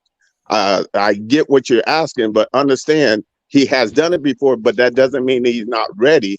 It just means, okay, Coach Prime, what are you thinking? And what's the direction of our team going forward? So then the question has to be asked: why did he go with him in the first place? Because they were coming off of winning seasons. So why do we go away from the guy that that was calling my plays. Was there B. not? Yes, sir. Was there not trust? Was there already that thing where he already felt like his playbook and his play calling mind was limited? Did he already feel that? That's why they had that conversation not to go with him? But that's where you got Rick George, the AD, and that staff coming into play, and even Cordell Stewart to some degree. Right. So that's why you go out and get a head coach, Kent State, to be your new OC. No, you got to break that down because everybody may not understand it the way that you're phrasing it. What are you saying? So the optics of it, and then you're dealing with Rick George in the athletic department, right? Now they can recognize and respect, and the man is on staff. But when it comes to your new OC and you're trying to turn things around, that may have been a hard sell for Rick George. That's his name, right? The AD? Yes, Rick George. So to sell them, right? So if you got, Kent State head coach, another head coach who's got an explosive offense, I mean, that's who you bring in, and that's why. But I think if he got Sap on the staff, he could get anybody. I think coach got I think he actually went to CU because the AD gave him full reign of the program. That's just my opinion. Because if that's the case, Sap wouldn't be there. Because he's a media liability in terms of, when the media start hawking and pulling up stuff. You know what I'm saying? Like, I just think that. But Penny, you're making my point because all Coach Prime can say is Sap would be part of the staff. Coach Prime can't even say what his position is going to be if he had 100% autonomy. So what are we saying? That Rick George was against Brett Bartoloni? No, I don't believe it. I don't think that was the case. I don't think that was the case. We can speculate that Rick George was expecting and wanting something more different. Exactly. That's what I was saying. Not that he was against the man, because the man is on staff. The man has full input as a part of the staff. But again, like even now, when I'm trying to tell you guys they're shopping, right? Who wouldn't go with the head coach of Kent State, right? Why wouldn't you make that move, right? Because he sucked. Why now you're dealing with Pat Shermer as the interim? Why wouldn't you be open-minded to who might be becoming available? You would be open to who might be coming available. You can't say to Rick George, "Oh, we have Pat Shermer's new OC, but we're short of analysts." That is illogical, right? What? Then your staff is incomplete. So who's coming in as analysts or who's coming in as OC? So if Pat Shermer's resume doesn't matter, if Pat Shermer's OC, then somebody tell me who's coming in as an analyst. Are you telling me that resume but the analyst isn't as important as the offensive coordinator, though? Okay, Phil, I'll give it to you in a second. But Wild Dog, it sounds like you're saying that the resume didn't matter. Like he was a head coach at Kent State, and he did pretty well, but he wasn't a winner, right? But we got a proven winner from the FCS that's coming with us already. So I would say Coach Prime had to not sign up because Coach Prime has a lot of power. Coach Prime was given the key to Boulder. Yes. So you can't tell me that now all of a sudden, Rick George would tell Coach Prime, you can't have your OC. That would be weird because Coach Prime would be like, bro, he just won 2 regular seasons and 2 conference championships with me. And you're telling me I can't have him? Coach Prime doesn't fight for him? Yeah, because if it was me, hey, let me ask a question. I would have brought up Brett Loney because Brett Loney already has an established relationship with Shedeur. There ought to be more continuity. Right. Than Pat Shermer coming in from the outside, though now they have an established relationship. But I'm saying you say the OC has more power. Coach Primer broke down how his staffing panel works with everybody having input, right? The analyst, depending on your relationship, has oversight. Pat Shermer was probably the last blackball to make the change, for a play caller. Like, let me step in. Let's do it now. The timeliness of it. I didn't agree with the timeliness of it. I thought the timing should have been sooner. But anyway, either let the man roll through the whole season or make the change immediately, right? Once Shermer gets in and established. But that's not Shermer. That's not what Shermer was not hired to be OC. He was hired We to be couldn't an let him go any analyst. longer though. And when Pat Shermer gets a job offer, it's easier, smoother for an analyst to go than it is for your LC to go. Come on, people, work with me here. It's easy for your analyst to move on to a head coaching job and do whatever he's going to do next than to flip flop with your OC. But you have a Pat Shermer who can solidify right your offense because he can step in as a part of the analyst and make a decision, making play calling, or if he has to step in, that's great to have Pat Shermer step in as OC to continue. So let me ask you this: what would make Shador a realistic Heisman contender? Which OC? That is yet to be determined, brother. Which candidate? I don't think that matters. I don't think that matters. Listen, if you want, Harry asked the question. Harry asked the question, and that's what we need to answer. How do we get to 12-0? Right? That's with a complete staff. You don't get 12-0 with an incomplete staff. Pat Shermer was hired as an analyst. If you can find another talented OC, right? Because Coach Prime and Rick George's first choice was the head coach of Arizona State. That was their first choice, but he ended up taking the job at Arizona State. So they had a shopping list coming in. They didn't get what they wanted. Then they went with Lewis. Lewis is out, so they still have their shopping list. Come on, people. So you are saying after the bowl game, that's when they're gonna go to the cash register? Yeah, you're not gonna pick somebody now when somebody else might be up on the board. You don't have to make the decision now. That doesn't make sense. That's logical. I can't argue that. Work with me, people. But as far as you won me over, you won. As far as Shador being Heisman and which OC, all of that is concerned, I don't think it matters because look what he was able to do under what Shante says the saboteur, right? I think Shador is a baller, right? I don't know that. I think chemistry matters, but as far as like whatever they try to do with the RPO, I'd say get rid of the RPO, install a more. If they want Shador, this is my recommendation. If they want Shador to really thrive, Shador's going to be a beast in the NFL. I say introduce him to that NFL scheme right now. Put an NFL scheme in and let him run an NFL scheme like Arizona did. Shador would be a 5,000 plus yard quarterback with an NFL scheme. I feel like he's such a grown person. He's such a solid quarterback that if he knows what he's doing and everybody else around him knows what he's doing, he would have better protection. You see what I'm saying? Yeah. And he would know exactly how to execute what he's doing. RPOs, it felt like people were just trying to figure out, what do I do now? Like the daggone line was confused at half of the time because some of them came in late, so they didn't really understand how to even gel to get all the plays going. And RPO, like Shador, they know. I believe, even though I've been hard on him, saying he doesn't know how to hand off. Listen, yes, I think you did a whole video on that.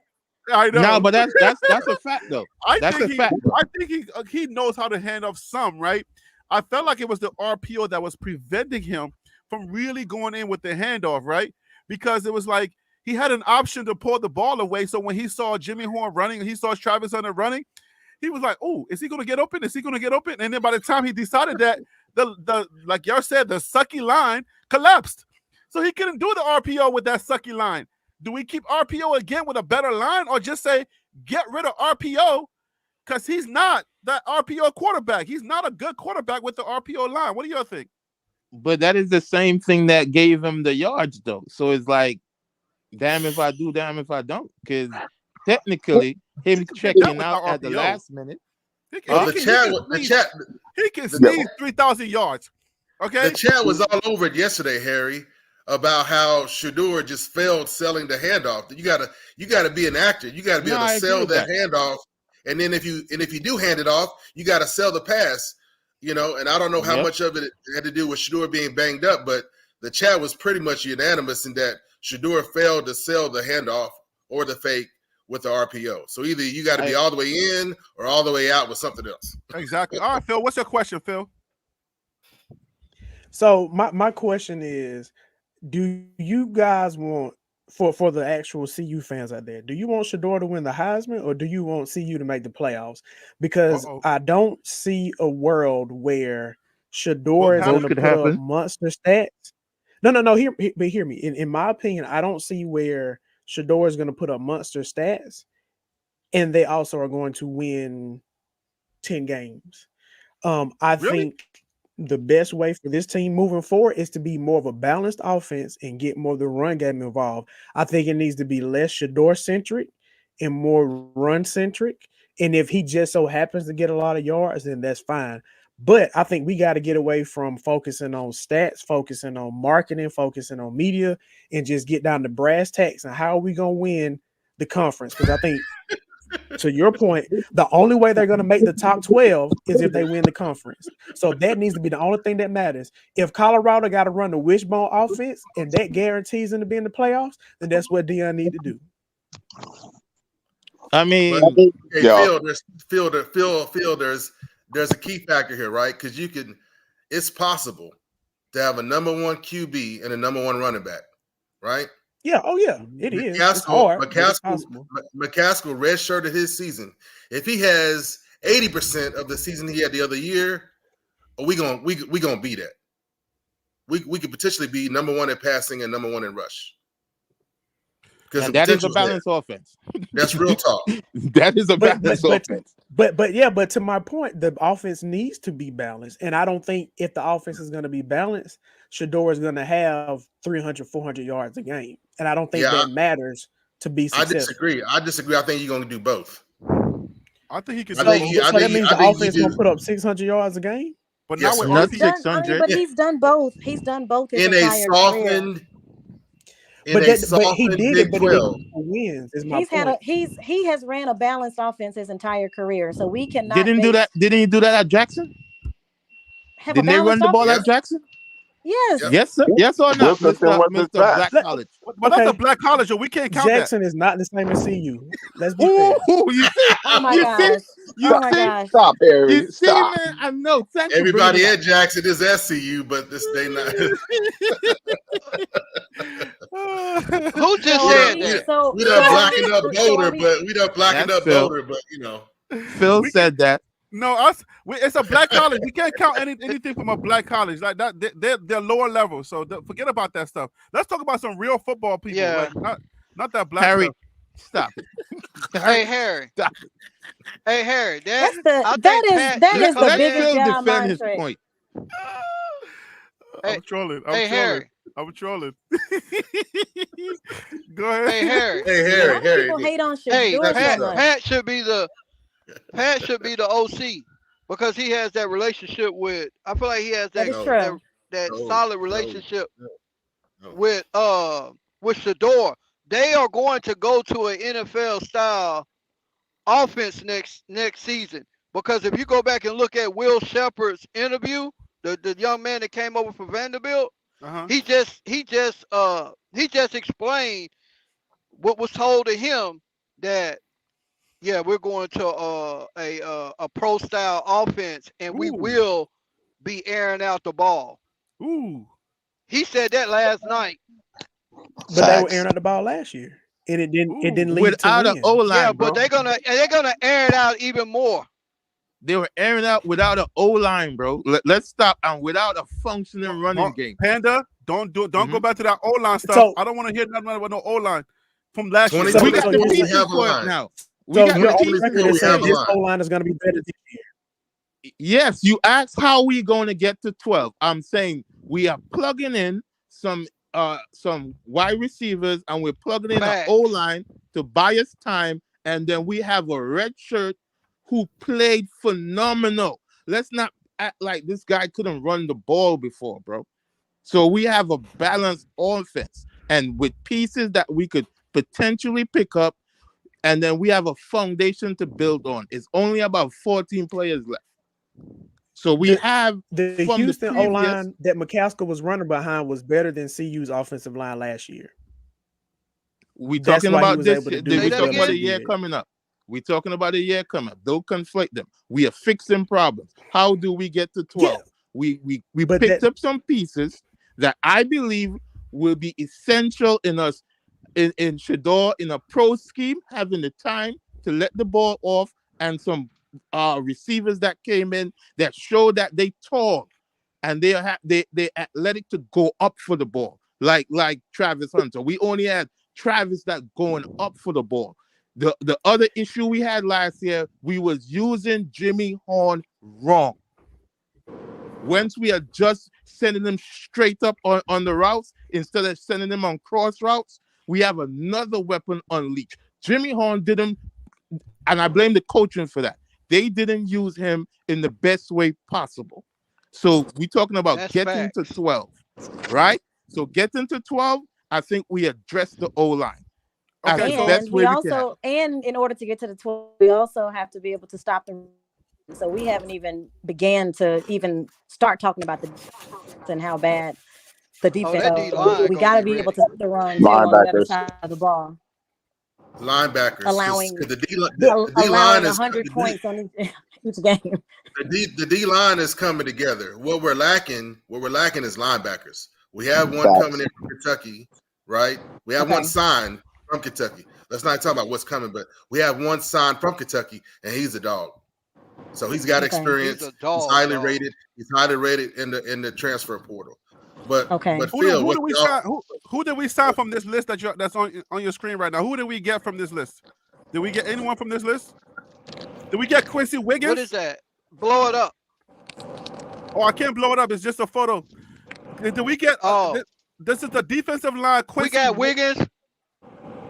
We got Wiggins from LSU. We got Hodge. We got Preston Hodge, right, from Liberty. Yes, we got Preston Hodge. Yep. What about Mike Lockhart? Did we get Mike? I don't know if we got Mike. I don't think so. I don't And think he then- signed. We got the guy from Pitt. You don't have him on there. No. This was a list that was put up by No Scope Zone about the weekend. It was just a weekend list. We got the DL from Houston. So number 3, we got the DL from Houston. Actually, I think we got everybody on He is that list, signed. though. He is I think that signed. was the going into the thing. I don't know if they signed, but I think all those had given verbal commit. Well, no, yeah, this Yeah, I is think the the only one list. is the guy from Tulane they didn't get, and the guy from West Virginia they didn't get. What about Most the of guy from everybody else Florida? they got that came in to visit. Yes, yes. I don't think they got the guy Chris from Florida. No. Just No. go down the list, No, they Harry. didn't Go, get Florida. go down the list, Harry. Go down the list so we don't All right. confuse. Okay, The so panel's fine, but newbies aren't fine. Let's slow it down. okay, all right. So Number let me one, yeah. Number 1 was the 6'3", 320 pounds defensive lineman Chris McClellan from Florida. Did we get him? Yes or no? No. No, he Number didn't 2 sign. Number 2 was 6'3", 308 pounds Mike Lockhart from West Virginia. No. Nope. We didn't get I that. think No. I think Seaton just signed, y'all. Let's I finish think the he list. did too. I just seen some of Sorry. his email. Let's. I know what you're doing. It's breaking news, but that's for the chat. Let's. Okay. All right. So 5'11". Continuity, let's finish. Let's finish. My 5'11", bad. 295 pound. The African kid. We know he signed because Yeah. Yes, Yes. facts. that's Yes. my African brother. He's a dog. eating Yes. diarrhea and, Yeah, and he's hot, a dog. hot pepper soup. 6'5", 265 pounds. I don't like the weight, but he's a defensive lineman. Quincy Wiggins. We got from LSU, right? Nah, he signed. He good though. He good How though. y'all feel about a 265 pounder? Nah, the he line? good though. He good. Yeah, He he's good. He big. good. Hey. He's a lightweight. It's a tweener. Coach It'll Mo work. will fix that. Coach Mo will fix that. How do you Yeah. feel about this safety? I think this safety got a lot of heat on him. He's 5'11" though, but he's a 195-pound safety from Preston Hodge from Liberty. He's Yeah. solid. Yeah, he's a good player. Nah, his tape look good, Well, he's gonna be short though. He's He's like my height. good, man. but his all we tape look good. all we need is depth at He safety. tackled. All we need is depth at safety. We don't He need a dog at tackled. safety. We already have a dog at safety. All we need is depth. So he's gonna fall right in. So he's good for. And for plus, we got tackled. that kid coming back with the dreads. So he's good with DEPTH. Preston Yep. Hodge is good for depth, right? Yes. All right. I So we think got. he should start. All right. So we're answering a lot of questions. We answering Next a lot of questions. Next name on the list. That was it. Now we got wide receivers. I was only doing defense on that. Oh, okay. Okay. Yeah, okay. we got defense, we got wide receiver, quarterback, and all of that. We don't need that. I don't care about that. Does anyone know anything about the linebackers from Georgia that went into the portal.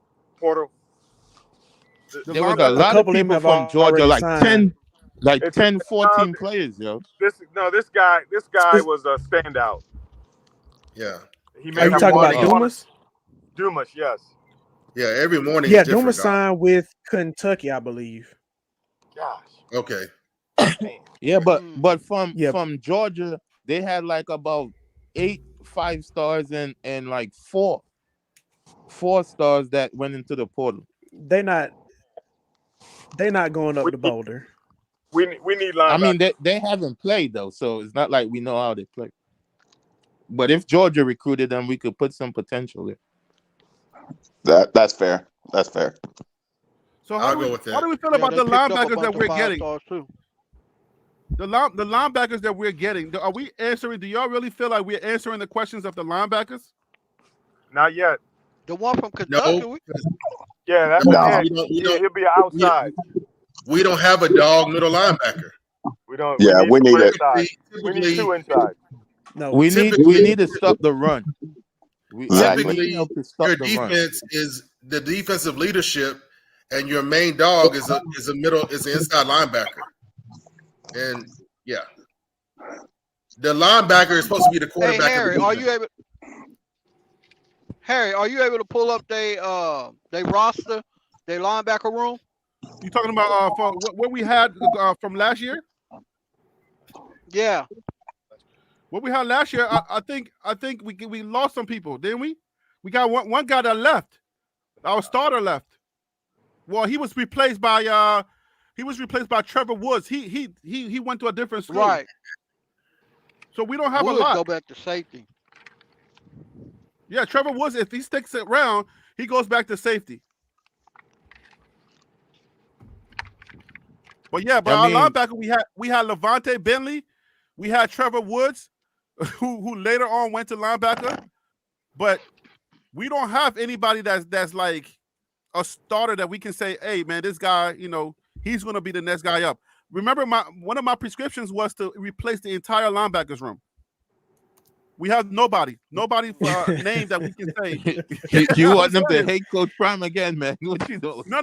We're real on this show, but we have nobody. Nah, but we need depth though. We need depth. Are y'all seeing my screen? Are y'all seeing my screen? Yeah, we can see. Let's put it back up. All right, let's go through this right here. All right, so this Keaton Wade. What do we know about him? What's the that's the transfer from Kentucky. Yeah, that's the transfer from Kentucky. He's supposed to be one of them a linebacker and one of them a quarterback. Yeah, 3/4 stars. What you just 6'5", say? 250. 6'5", 250, 3/4 star. All right, so yeah, he's 6. Where's his bio? Here he goes, right here. 245 pounds, 6'4". He's from Kentucky. So look at that stat line. Is that going to be an answer to the linebackers room? I'm just talking about linebackers right now. This is just linebackers. He alone can't do it. Yeah, it's gonna be some help, but we still need to see what else they're gonna do at middle linebacker because he's more of an edge rusher, correct? He play outside and edge. I think he's okay. But that's my point. They need somebody on the inside that can stop the run because going to the Big 12, you're going against teams that's going to run the ball a little bit more than you saw the teams do in the Pac-12. So it's going to be more so the middle of the field that's going to be the issue than worrying about the edges. Yeah, we definitely weak in the middle because a lot of times Shiloh got to come up from safety to make them hit. So you right about that. We soft. We marshmallow in the middle. All right, guys. So because we have hey Harry. Okay. Yeah, yes, sir. Justin was it Justin Mayers that you just had up? Justin Mayers? No, I don't think that was Mayers. Yeah, that was the twin. No. This guy right here? Yeah. The outside linebacker? Yeah. Yeah. Offensive. I feel like he's going. Huh? Go ahead. You said he's on offense. No, wouldn't that be outside linebacker? No? It's a DL. No, that's offensive line. Oh, He offensive the line. defensive. Okay. Guy Oh, from UTEP is the offensive oh, line. okay. Never mind. Keep going. Yeah. That's all I have for linebackers. I don't see anybody else here that says linebacker. We got another we got a center, Yakari Walker, Okay. but I don't have anything else for outside for linebacker specifically. We got the Wade brother as an outside linebacker. Wait, well, you talking about? We talked about him. That's the first one, Keaton. Yeah. Yeah, Keaton is the only linebacker that I have on this list. He's got experience, and he's good. He'll be coming in as a junior. He's a tackling machine. 35 tackles, 3 tackles. Do you for see loss. they converting anybody? Well, they were talking about moving Keaton inside. Yeah, because I want to say this real quick. Thinking about they converting players. Then we're already starting off on the wrong foot. That's not going to get us to 12-0. Yeah, we can't start duct taping again. But anyways, Phil, you had a question. Go ahead, Phil. No, question / comment. So I'm trying to pull up some stuff from last year, but last year when Deion brought all these recruits in, everybody talked about these dogs, this, that, and the third. Everybody talked up these transfers that Deion brought in that didn't pan out. Why are you guys so confident this year that these guys are going to be better? The Louis luggage he talked about was his son, Travis, and Edwards, and they performed. He talked about Louis luggage. He didn't talk about. Well, that's not luggage. That's a fanny pack. No, listen. Who you calling a fanny pack from that group? When I think of luggage, I think of more than 2 items. But my point is, that's a no. So you can confuse set with luggage. No. Hear me. Luggage is valuable. Hear me out. My point is, if you're just talking about those 2 players, that's not enough. No, it's more than that. It's a long list. So, but I'm go ahead and educate him because I don't want to say. Go ahead and tell him the list of people because I think your memory is short. Listen, he wanted. But my point is, it didn't pan out. It didn't pan out. What you mean? They were coming off surgery. It's year 1. All right, guys, hold on. What's happened in year 1? Let's control this. Let's control this chat. Let's control this panel. Give me 1 second. I think Ron wants to answer his question. Go ahead, Ron. Yes. The difference between this year and last year, you have tape on all of the players that are coming out of the portal on the FBS level. All of them. You have tape on them. And the ones that you don't have tape on are highly rated or young. No, I think 100% of the ones that we've gotten out of the portal, they're FBS tape on them. They either started or they played this year. Like the guy Samuel Okonolo, the defensive end.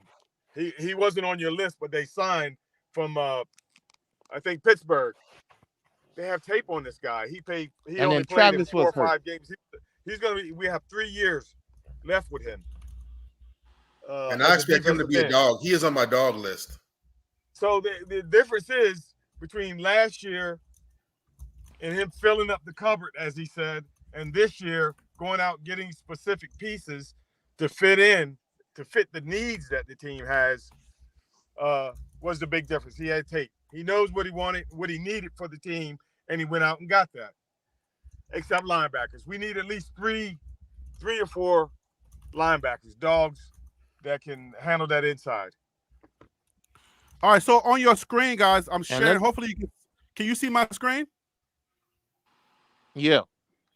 All right, so these are the guys that we had at linebacker. The inside linebacker, we had Levante Bentley. We had Damari Kennedy. We had Marvin Helm too. I think Marvin's out of here, right? We had Kofi Taylor Barracks. We have Morgan Pearson. I don't think he saw the field. We had Brandon Gant, Jeremiah Brown. He was instrumental. I think he's from Jackson State, right? Yeah, Jeremiah's from Jackson State. He came over from Jackson. We have Juan Mitchell, and we have Bo Simmons. Well, he never saw the field. And those are walk-ons. You don't have to worry about them. Okay, so all the rest of them below their walk-on. The scouting team. All right, so Tyler Brown, these are all guys that are going to be a scouting team. So the more notable names, I guess, would be Marvin Him because he did play. I think he was replaced by the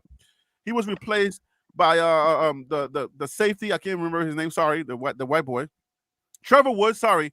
So Levante Bentley, he's the only name that I know. Shane Cook, Shane was bigged up, but what did he do as far as like the on the defensive line? Did he do that? I mean, he was not instrumental, right? Was he? Nah, he was making tackles too, bro. All right, but he had hurt his arm or something like that. So to stop the run, we need these inside linebackers to be the entire list to be replaced. We need some dogs because I don't see any dogs on here. Maybe because Levante, he lost his job. If you're losing your job before the season starts, I don't know that you're a dog. Y'all let me know. I mean, he Demoy go back into Kennedy came from Alabama. Into the booth. Yeah. So we always get excited when we get these SEC players, right? So we got excited for Demoy Kennedy, but what did he do? Nothing. Was he hurt or anything? Some of these guys were hurt or redshirt. I don't know if he was hurt. He didn't see the film much. I didn't hear his name much during the season. Nah, he didn't get any run. Not much, I'll say. So if Levante comes back, because I believe he has one more year of eligibility. If he comes back, Marvin Ham is gone. Kofi was bigged up because I think he came from London. That's that London kid, right, from the NFL Academy. He was bigged up, but I don't think he did that much for us to remember. And Morgan Pearson, I never heard that name on the field. Jeremiah, he was instrumental because he was coming from Coach Prime, and he's very knowledgeable. So, but we never saw them play. Solid in rotation, he should be this coming year. But Bishop never produced. But again, they need a leader. You got to have a leader inside. Yeah, they need a communicator on there. Yeah. So let's address the breaking news real quick because people are going to be watching on the after we stream. Did we say that he signed already? Can somebody confirm? I don't see it on Twitter. I'm looking on Twitter right now. I don't see it. All right, so was somebody trolling or Coach Prime's Instagram stories? Coach Prime's Instagram stories look like it's confirming everything we were talking about earlier. He's got 3 posts. I don't know if you want me to talk about them or not. Yes, please go ahead. Talk about it. Yeah. Go ahead. Okay. His first post 4 hours ago said, "Anybody that believes lies about you before hearing your side of the story was already looking for a way to be against you." That's one of 3. You want to talk about that one or go to 2? Just roll it. We'll break it down. We'll break it down after. Okay. We'll break it down. I'll let you roll at it. His second post, he retweeted somebody or reposted the president of Colorado, Todd Salomon. He put a caption above it that says, "Let's go students, quote, who's coming?" I think he cut out. You cut out, Kevin. Man. Sanders inspires. You cut out. Josh, you cut Am out. I back? You are now. Am I back? You are now. Okay, it says, "It's no surprise that Deion Sanders inspires people on and off the field, but now students can learn about time management, coordinating with agents, interacting with media, and more at CU Boulder's newest elective based on Coach Prime." So he reposted that. And then number 3 is he reposted Life and Ball. And Life and Ball's video is a guy talking into the camera, just laughing and saying, "Coach Prime, you the GOAT for this one. Jordan Seaton, y'all are crazy. Jordan Seaton's in Bucky's car right now. And Deion Jr., Shador, and Jay Seaton are all tagged in the Life and Ball post, and Deion reposted it." All right, so let's go back to number 1. Let's break it down. Let's break it down. You believe now? What is number 1? Do you believe that? That gumbo is fire.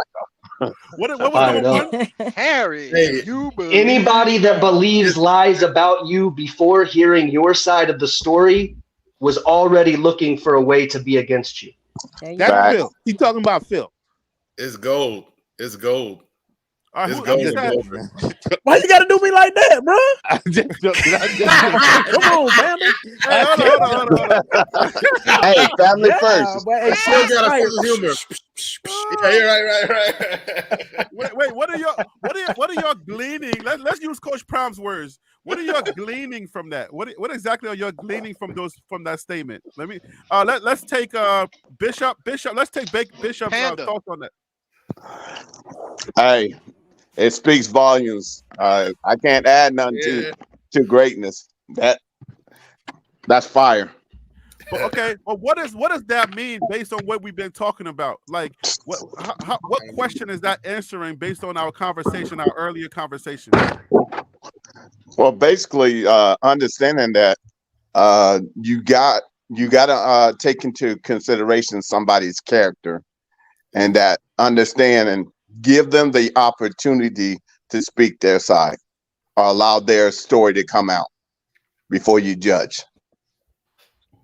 All right, who else want to take that? Give me a different perspective on what they're hearing, based on our conversations earlier. Panda. Me and Shantae, right? We just waiting for y'all to talk. That's exactly We right. was right. We're waiting on y'all to catch up. Yeah, we were right. So y'all are saying that posts like that can mean anything. Right. So y'all are saying that he's agreeing with y'all? Is that what you're gleaning? The overall he's saying post. He's saying that neither he nor Jordan Seaton nor anybody in their camp ever said that the plan had changed after Seaton committed. That's Thank right. you. That's with us, Harry. Exactly. See, that's what I said from the beginning. Because he wouldn't be messy like that. So, right? Isn't that what I was saying? That's his character. Exactly what. Right. So he wasn't trying to be like, trying to lead the media and try to say, oh man, I'm gonna let Jordan Seaton, I'm gonna lead him out there to try to get an extra bag, like Panda was saying. Like, no, right? That's something totally different you're doing. You adding sauce and ketchup and mayo, all kinds of stuff. I see what you're doing. I see what you're doing. Panda did say, but look, one thing Panda did say is like in a process, like anything, like when the media, you got to know how to counter. You have to plan for the unexpected and learn how to counter. Yeah. So this post is simply a counterpunch. That's the way I'm viewing it. It's part of the plan, but planning someone's power punch against you, you expect that and plan for it, but you didn't throw the punch. But you have to be able to counter. So there's a difference. So then let's just be clear. Like Surf says, so it was not planned then, right? We all agree that it was not planned? Right, so me and Harry was right. No, it was planned. Oh no, his very next post is saying that now you can learn at CU how to deal with the media based on Coach Prime, how to deal with media and agents. Thank you. Yeah, but that's his next post. You gotta pick up the subliminals. He's always dropping wisdom. He's always laying the subliminal. But then that would change his character. Panel. I only want an apology from Phil. No, listen. No, Panda. Panda. You be quiet, Panda. Be quiet. Let's dissect that. I'm gonna give you the opportunity to understand, because you're not just gonna take what you hear and you think that was agreeing with you. We're gonna let Ron. How do you hear that, Ron? Ron is not available. Tim, how do you hear that? I hear that as I'm sticking to my initial point of view, but I view that as a learning process. Let me show you. Step into my shoes for a moment to see what you're about to embark upon. Okay. By coming to see you. All right, so keep it short, guys. Shantae, I want to keep it short. Shantae, how do you hear that? Oh, before we go to Shantae, hey, Josh, go ahead and remind us what we're hearing. What you read? Remind us, please. You want all three of them, or no? The current one we're talking about, the very second one, number 2. Okay. Dion's caption says, "Let's go, students." Quote, "Who's coming?" And the post he reposted is from the president of CU, and it says, It's no surprise that at Deion Sanders inspires people on and off the field. But now students can learn about time management, coordinating with agents, interacting with media, and more with CU Boulder's newest elective based on Coach Prime. Go Bucks. So hold up. Before anybody says anything, do y'all remember the video that I posted about Coach Prime having a course at CU? Yes. Okay, so I just want to put that out there so you'll understand that Coach Prime does now have a course that CU students can learn from Coach Prime, his process, what he does with the media, how he deals with the media. All of that is now selective. You can select a course if you are in that line of work. If you are in that line of a study, you can now learn from Coach Prime. So that's what that's speaking to, I believe. But let me give it back to Shantae. Shantae, what are you hearing? Okay, so I know that the football heads are going to hate this, right? Because people like to make fun of the marketing aspect, of Coach Prime. But college football today is different than college football from 5 years ago because of the NIL, right? It completely changed the game. So maybe my point plan or however I had it mapped out, it may not be exactly what the actual plan was, right? I was just giving an example of what I feel like I was seeing that was happening before me. To me, this was a well thought out, orchestrated plan that it was a plan that we were just not in on, as far as I feel like Coach Prime, Jordan Seaton, I feel like they were all in on it, and we were just spectators, and we were all just trying to figure out exactly what was happening. Is he flipping? Is he not flipping? And I think that in the end, I think that tweet or the retweet, I think that it's proving that everything is happening according to plan. So okay, so that's what you're hearing when you hear that. Yeah, right. I think you should open a restaurant. Let's keep it short. I'm coming to everybody. Wild Dog, what are you hearing? It's not so much what I'm hearing is what I'm reminded of, because I followed this man for a long time. We might have to start calling him Professor Prime, right? So we talk about. Let me remind everybody. We talk about young. Let me go, and I can be quick and in and out. We talk about Jordan Seaton, this young man, but not everybody's built the same. There was Coach Prime, 18 years old in his dorm room, right? A reserved, quiet person who said, how can I get from point A to point B? I need to develop an alternative personality, let my football personality shine so I can get paid and take care of my mother. She don't have to work again. And he developed the whole image, a counter, image of prime time. This is the same man we're talking about. He hasn't gotten weakened. He's gotten so much better. And then he spent 20-something years in the media, right? So you need an old offensive line, right? So why wouldn't you go after the number one offensive lineman? So how do you go from point A to point B, right? From recruiting him to getting him completely signed. And then the roller coaster ride of everybody coming after him. How do you close the deal? And how do you plan for pitfalls or situations like best friends or whoever else? You have to be prepared. You have to have a plan. You have to be ready to counterpunch, right? But that's what you're hearing. What are you hearing? Including video evidence. Was it planned or not? So are you agreeing that it was planned based on what you're hearing from that post? CP has a plan, and it includes counterpunching. Like Panda said, you have to be able to counter when it comes to media. But planning this being on the fence, planning that IG Live nonsense, that's not good imaging. That's not good branding, right? The only thing good that came out of that was he said, I'm a buff. Right. Okay. All right. So let's move on. Let's get to the next person. Hey guys, keep it short. I just want to know from our previous conversation, from when you hear that IG post, what are you hearing? Is it supporting one side of the argument or the other side of the argument? Just keep it short. Phil, what are you hearing? I think The IG post is a counterpunch to what has taken place. I do not think this was a part of the major plan. I think DM would have much rather him sign on the first day of signing day instead of waiting to the last day of the early signing period. I think it does show his marketing abilities to kind of flip it, but I don't think his whole plan was to have this young man say he wanted to go to CU and then not sign on the first day and to go through all this. So I think the counterpunch was set up and he was ready for it, but the overall past 3 days was not a part of the plan. All right, Panda, you have the microphone. How do you hear it? I already know, but just amuse us. I just want to point out that Phil is wrong. That's basically it. But get that hate out your blood. Get that hate out your blood. He replaced Yardman today, though.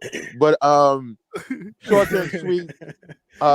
One thing I don't think we realized that Bucky posted a day after, so which would have meant that it was actually the day before, so that it aligns with it being planned. That's not always. Not always. Sometimes he posts the same day. Exactly. Well, no, things that involve traveling. If you look at traveling, it posts it after. That's a security thing. Anything that involves him those traveling. uploads are a beast too. Keep that in mind. He always posted. Yeah. He's like, man, this video is taking forever to upload. Like when you upload a certain amount of time, it takes a long time to upload. So sometimes it might have to go into that next day. I just want to let you know. No. Anything that involves location. Anything that involves location, they post it after. Okay. That's just a security detail. Are you done with what you heard? So I can go to Tim. Yeah, I just wanted to let Phil know he was wrong, and me and Shante was right. I'm with you, Phil. Phil, you and I on the same page. All right, Tim. How do you feel? What are you hearing? Is it weighing on one side? Is it weighing on the other side? You still with us? I mean, okay. I already said. Yeah, can you hear me? Yeah, I'm just going down to get your official vote. Okay, I'm just sticking to my initial statement that I said earlier. I mean, I feel like it was part of the plan. The IG is a counter, agreeing with Panda, and I mean, I feel like it's a learning experience. I mean, I feel like it was all set up to show the good and the bad aspect of it all. All right, Ron Tate, did you? I'm not sure if I heard you already, but Ron Tate, I'm coming to you. What was it a plan, or was it part of this thing? And which way is that leaning based on what the IG post says? Coach Prime had nothing to do with any plan. Oh, start over. Your audio is going in and out. I said if we're talking about whether Coach Prime and CU had anything to do with this whole shebang. Hold on, Josh. Josh, do me a favor. Read that last part of number 2 again. Okay, I got you. Give me 1 second here. All right, just the last part. All right. Now students can learn about time management, coordinating with agents, interacting with media, and more with CU's Boulder's newest elective based on Coach Prime. All right. So I say that was part of his class that he's that is now currently at CU, but our panel is reading different things into that, thinking that he's corroborating or collaborating, whatever the word is. Okay, he's on their side. What side do you think Coach Prime is on, based on that repost? You got to look at all 3 posts together, back to back, all 3 of them. We're just kind of taking it one at a time so people don't get confused. So, Ron, what do you think? Do you think that is supporting one side of the argument or another, Ron? I do not think it's supporting either side of the argument. Okay. I don't. Ron is related to Phil.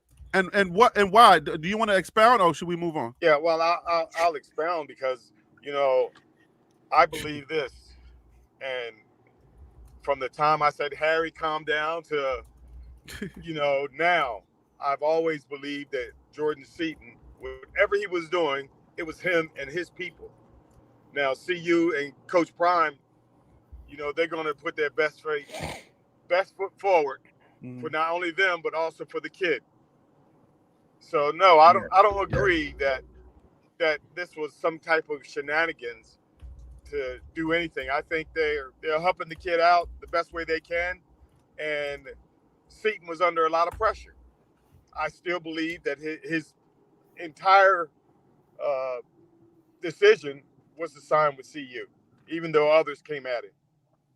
But I think I think that's my Panda, point, though. why are you jumping, Panda? Relax. No, I think he's missing my point. I'm telling him what he's saying is actually my point. There's a rollout, then there's a counter offer, then Coach Prime is saying you could take that money if you. That's what Coach I'm Prime didn't have essentially it. saying. No, you're making an assumption by saying that Coach Prime's telling him to take the money. No, that's that whole scenario. After what happened. Now you're making an assumption that Coach Prime, injected something into the situation. That's where I disagree. I don't think Coach Prime fair enough. gave him any advice to go get that money or whatever. I don't think Coach Prime had anything to do with that. No, So that's what Harry B was saying, that you don't plan for a low blow. That's a foul. You know what I'm saying? We come into an area of a foul ball, a foul play. You know what I'm saying? And now we got to figure out how to. Now we got to figure out how to use this information, whatever is already transpired, to the best of our advantage. Exactly. And the way that we best counter and use all of this media uproar and internet crazy people going crazy, we're going to use that to our best advantage. And that they're the masters of countering. Like, there's nobody better than Coach Prime with the counter. What do you think, Bishop? I agree with the counter. I really think that the young man got pressed as millions of dollars came at his feet. But then what Coach Prime is, he's always sitting back and paying attention to the details. And so he has Bucky and them behind him. So they saw opportunity to see what's going on, look at the lay of the land, and then make the counter. I mean, if this is wilding out, the red team versus the black team, I think my team is sounding more sound on this than a lot of y'all, because y'all crazy. Y'all sounding crazy out here, but I'm gonna give it to Josh. The red team, I would say that we're the black team. We're winning right now because we sound like we're the grown up in the room. Hey Harry, and a lot of y'all just kind of like Harry, can I make a quick point? Before you make can I make a quick point? Before you make a quick point, I gotta give it to Josh real quick because he's doing us the thing. But I need to hear from him. I already know what he's gonna say. But all right, Josh, what are you hearing? Hey, I want y'all to tell me if you can hear the audio from this last post on his feed. I'm gonna play it real quick. See if you can hear. This is what Coach Prime reposted. My bad. I thought Josh was scared. Boy, y'all doing y'all thing now. Hey, y'all done shook up the whole country. The whole country just talking about Joy C. And we got Bucky in the whip riding with Joy C. Could you guys hear that? Yes, we heard. Yeah, we can hear that. That was Colin. Wasn't that Colin from Life in Football? Yes. Yeah. Yes. Fact. Yeah. So, but Dion reposted that on his stories. Okay. Yeah. Okay. Well, that's his last post. That's his last post. Oh, I also missed Dion's first post is a picture of him smiling that says, "I'm getting mine," smiling ear to ear. Yeah, but that's supporting what we're saying. Hey, no, it's not. Don't try to be sick, Harry. No, it's not. Hey, Harry. Okay, hold on. But I need to hear. Harry, can I make this point? Wait. I still haven't heard how Josh think. Josh, what are you hearing? I'm hearing all of the posts in totality, especially with the one saying interacting with media. And you're right, that happened a long time ago, and he posted something about it then. So there's a reason he's reposting it today, sandwiched in between smiling ear to ear, saying people who believe lies were never on your side. And then the last post being the one that I just played, where the guy's literally laughing, celebrating what a genius move this is for Coach Prime. And he's just kind of like, he's just quietly letting all of this speak for itself, which I don't think, like, we're talking about it like it's a master plan. I think if you look at it in hindsight, to them inside their family, it was just something that was obvious. And maybe it came from Seaton saying, "Hey, do you guys mind if I don't sign on the first day and I delay it a few days so I can do it in Florida. I want this and that family member, this and that friend to be there. Do you guys care? And them immediately going, oh, actually, we could use this to our advantage. So I'm not saying for sure 100%, but I think like all the circumstantial evidence looks like this was cooked up on some level, and it just affirms the mastery of somebody who's been doing this for so long, like Wild Dog mentioned. And that's my take. I think if you look at everything together, he's saying it without saying it. So with Josh vote, we won. I just want to point that out. Panda, stop playing with me. Let Tim, say go ahead, this Tim. Stop. Go ahead, Tim. Delusional. Hey, and I feel like Panda will probably agree with me. But I'm nervous now. for You those, switch up. I feel I'm about to mute your mic. No. Nah, don't do that, bro.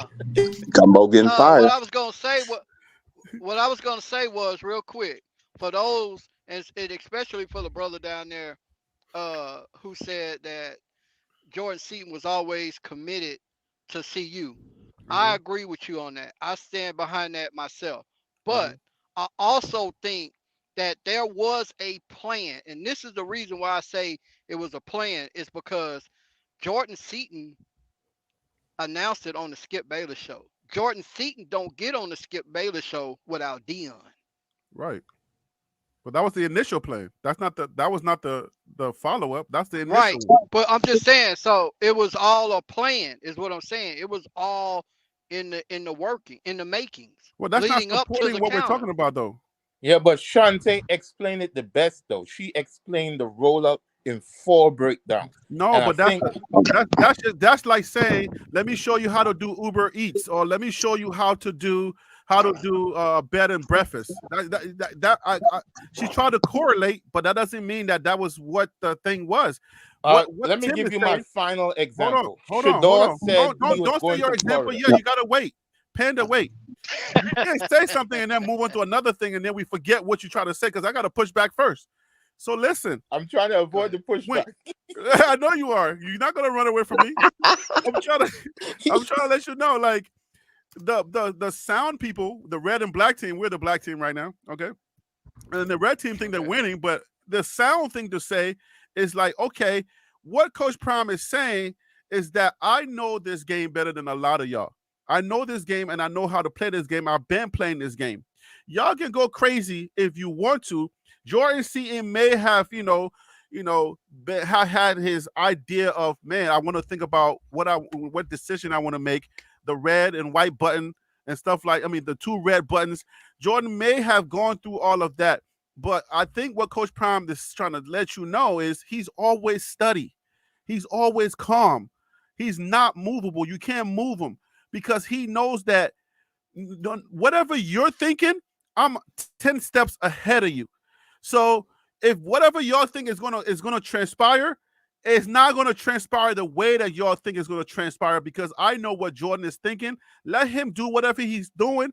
Let him be confused. Let him have his red button moments. It's okay. I'm good over here. And then at the last minute, he's gonna come in and let you know what I tell y'all. Y'all need to calm down. Coach Prime. I know this game, so y'all can flip your narratives. You can change whatever you want to change, but let me now bring let me show y'all how this is done. Once Jordan Seaton's like, call them, make that phone call and say, hey, coach, you know what time it is. Let's go. All right. He's like, all right, cool. And now Bucky comes into play. All right. Shador comes into play. And now they can do whatever they want to do, because now they're ahead of it. They got the message now. So I don't say that this whole idea of a master plan, that's not what they're saying. They're saying we know this game better, and we play this game better than a lot of y'all. That's just how that's what I'm taking. You know what I'm saying? So y'all can take it however you want to take it, but this game is being played by me. Let's Phil go. Go ahead. Can I ask Phil. a quick question? I do have this. This is a serious question. This ain't no hate. If it wasn't whatever. serious, it won't be coming from you, black man with a black university. If the shoe was on the other foot, let's say Seaton was committed to Georgia. I don't know, right? but then he didn't commit on the first day for signing, and then there were rumblings that he might flip to Colorado. Like, how different would you feel about that opposed to him being somebody that verbally committed to Colorado, but now is in talks about going somewhere else? Would you be okay with somebody being this quote unquote messy in halfway in, halfway out on your school? How would you feel if the But shoe was on the other foot? but It's that the has to game. go with the organization and the type of coach. So all the Southern coaches Yeah. who are legacy coaches, emphasis on legacy, they have a style, an image, they wear the polos, they have a certain culture that we I don't want to say it in a bad way, but I'm gonna say it. We look at white coaches and the legacy that they carry as the model for coaching. No. Let me cook my point. Yeah, cook your Because point because you about to get cooked. we are comparing the standard in how they do their business and not the coaching as on the field, the X's and O's. So the culture of, like, I live 30 minutes from UGA. That's a totally different, that's not flying down here, bro. Like, the discipline and stuff that goes around campus down here is totally different. You see what I'm saying? So I think you have Prime with a different style and a different culture that he's developing. So that necessarily wouldn't go good in a program in Alabama or anywhere else. But But the media, but ultimately, the media component of those organizations, they don't play that. What? but The media component, they keep that in house. But that's not my question. My question is, would you be okay with a guy halfway in, halfway out, trying to flip to see you? You Yes or no? You just described the whole class coming in, the whole 24 class. You just described every possible football player that's 17 to 18 years old. That's right. It's called recruiting. 2023. You just Transfer described portal. Then why is Jordan Seaton the only person we're talking about like this? Then because he is a 5-star, the best in his position. Panda, you reaching, bro. You reaching, Panda. Hey, Harry, let me help the red team out a little bit. All right, go ahead. Go ahead. Please help the red team out. Let me give them a little perspective. Let me see if they can grab this. Please go ahead. When Colorado lost to Oregon 46-6 or yeah.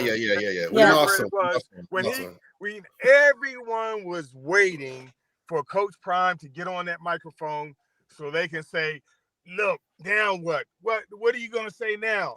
Your team is not this, it's not that, and not. They were all waiting like wolves waiting on red meat. Okay, you get that scenario? He gets on the microphone and says, we got an old-fashioned butt kicking. What can I say? We got our butts handed to us. Okay, this scenario with Jordan Seaton that was created by Jordan Seaton and his people. Now, what does Coach Prime do? He takes the air out of the bag. Mm-hmm. Bucky's riding with him. Mm-hmm. Shador is going to be spending time with him. What are you going to do? You're going to throw egg on Jordan Seaton? Y'all aren't even making sense. And if you miss, yes, it does. No, it doesn't. It doesn't. It doesn't. All I'm asking is, are you okay with it if the shoe is on the other foot? That's all I'm asking. To help you all. The fan base of every school program does this. The fan base, Coach Prime does not have control of individual fans. So you're okay with it if the shoe is on the other foot? That's all I'm asking. When people leave Alabama, when people leave Florida State, when people leave these programs, you can see in the comments that the alumni or the different fans, they go ham. College football and the fandom has always attacked players. Always. Okay, I think we're losing the point here. So let's bring it it back. So Harry, we covered this the other day, right? So Phil asked a question, he deserves an answer. So Phil, this is bandwagon buffs over here, right? Yep. Okay. I was the only person okay with the flip. Cool. That's all I'm asking. That's all. Everybody else is like, hell no. Yep. I'll put it out there. I was okay with it. I risk, but I'm just saying I'll put it out there. I was okay with it too. Yeah. Then that's all I'm asking. I was simply asking a yes or no. I honestly wasn't trying to get all this extra stuff going on. Yeah, so Phil's right. Listen, on this channel, I've always said no one man is greater than this team. We have to come to a point where we are okay with the team and what Coach Prime is building. Coach Prime is, I would say, this time around quietly, but not so quietly because of this whole uproar about Jordan Seaton. He's quietly building a solid team that people are not paying attention to. But guess what? Coach Prime, by the time y'all wake up and realize that Jordan Seaton may not even start, you might see some beasts on that field that are going to be starting over Jordan Seaton because we are building something solid. Like, please pay attention to what Coach Prime is doing. And this one man, this one person that we all clamoring over and stuff like that, he may not even matter in the end. This kid is a freshman. I'm not speaking over that kid life like that. I'm not doing that. I'm not going on that road. Speaking over his life. This is football. You said he might not matter, bro. He's highly recruited for a reason. I didn't say he's not going to matter. I'm telling you. You just said that, bro. I'm saying that it's not, as far as his impact may not matter because we got dogs coming. We got people that are coming that are going to be that are all going to of be a sudden he's not a dog because he had second thought? No, not that he's not a dog. If he goes that's not what that's not what he said. Harry and I covered this. Right? Well, I know Harry covered it because we discussed it on TLP. Yeah. I know he did. I know he covered it because we discussed it. If Jordan Seaton left, we would still be okay. Right, but that's football. We didn't say anything disparaging, and Harry said this. We're not saying anything disparaging about Jordan Seaton. We're just saying if he does choose to go to another team, we're still going to be okay. Yes, that's what. But that is football. But then Harry's philosophy, right? Like when Harry put the question, right? The question's still out there. How do we get to 12-0, right? If we have to have a freshman start on the O-line, we're in trouble. That's not 12-0. It's not have to have. It's what he. If Jordan Seaton is in rotation, then that's better. If we have our starters and then Jordan is in rotation, that's looking much better for CU and getting to 12-0. To answer Harry's question, that pertains. But if we have to have a freshman start, that's not a good look. I don't care if he's 5-star or not. If he has to start, if we have to have him start, it's not a good look. You're changing the question. The original question was, Phil, will we be okay if he was going to another school and all that? And I'm saying we moved on from that. We answered Phil's question. Phil said his answer was question. Yeah, we Phil said his question was answered.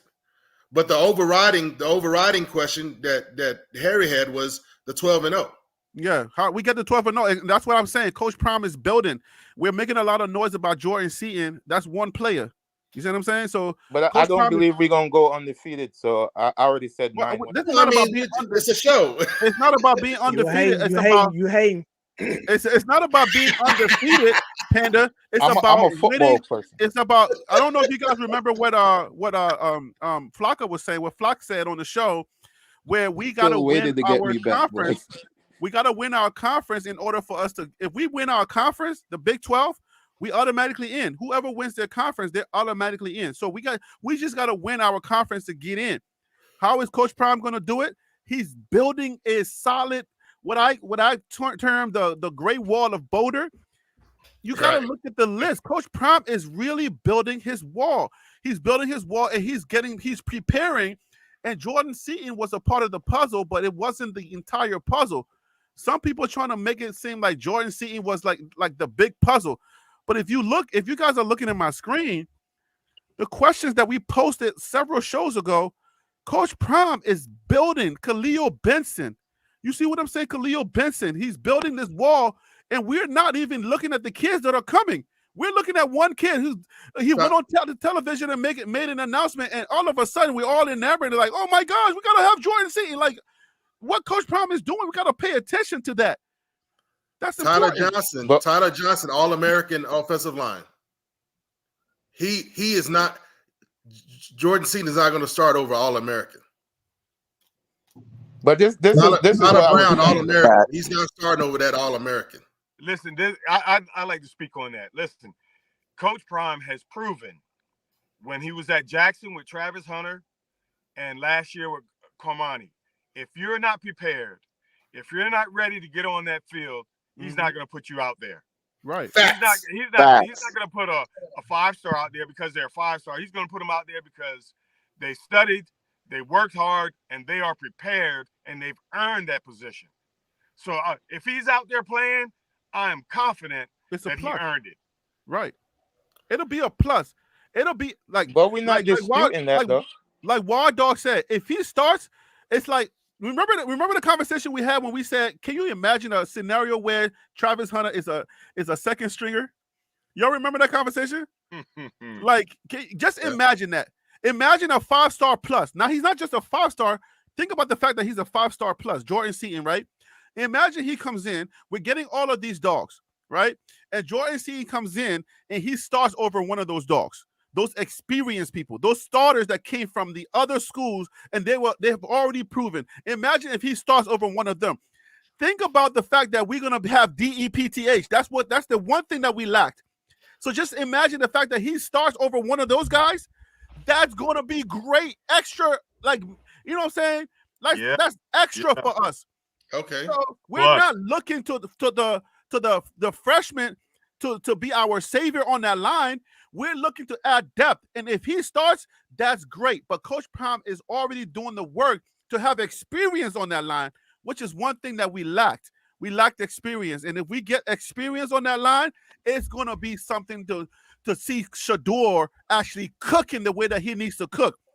And Jordan Seaton is just some icing on the cake. That's all I'm saying.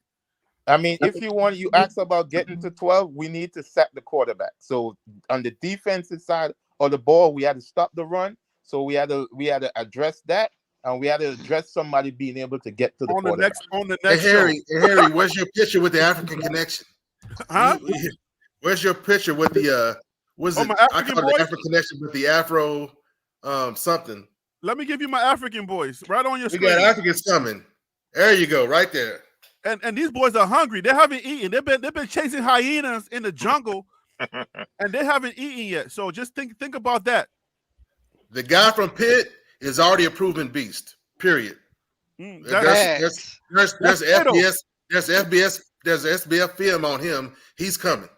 That's facts. That's Chitto. Chitto's coming in, and then we got the guy from Houston who's a friend. I guess he would be a friend of what's the name, right? The running back. He already knows McCaskill and Tyler Johnson. Yeah, McCaskill, right? Yeah. So these boys are coming to eat. These boys are coming to eat, and they're ready to play. So that's what I'm saying. Any freshman coming in starts, man. Imagine that. Just imagine the fact that we're getting some freshmen that can start over some of these beasts. That means that we're ready. We're ready to take 12 because the 12 team is 85% right now. Listen, this thing is wide open. Please remember that this is wide open on your screen. This is wide open. Nobody here is making that much noise that we can't beat because we've already been through murderous row. All right, playing all of those ranked teams has prepared us to take this wide open field of North Dakota State Bisons and the UCF Knights all the way from top to bottom. We can take any team on this list. And no disrespect, but with Texas and OU gone, and then whoever else, the Big 12 is softened up and ripe for CU to come take over. For the taking. It's softened up. The conference is softened up. I just want to say this though. The conference may be soft, but Colorado still lost to unranked teams last year. Not soft, but softened. Soft. But my point is, CU lost to other teams that weren't ranked.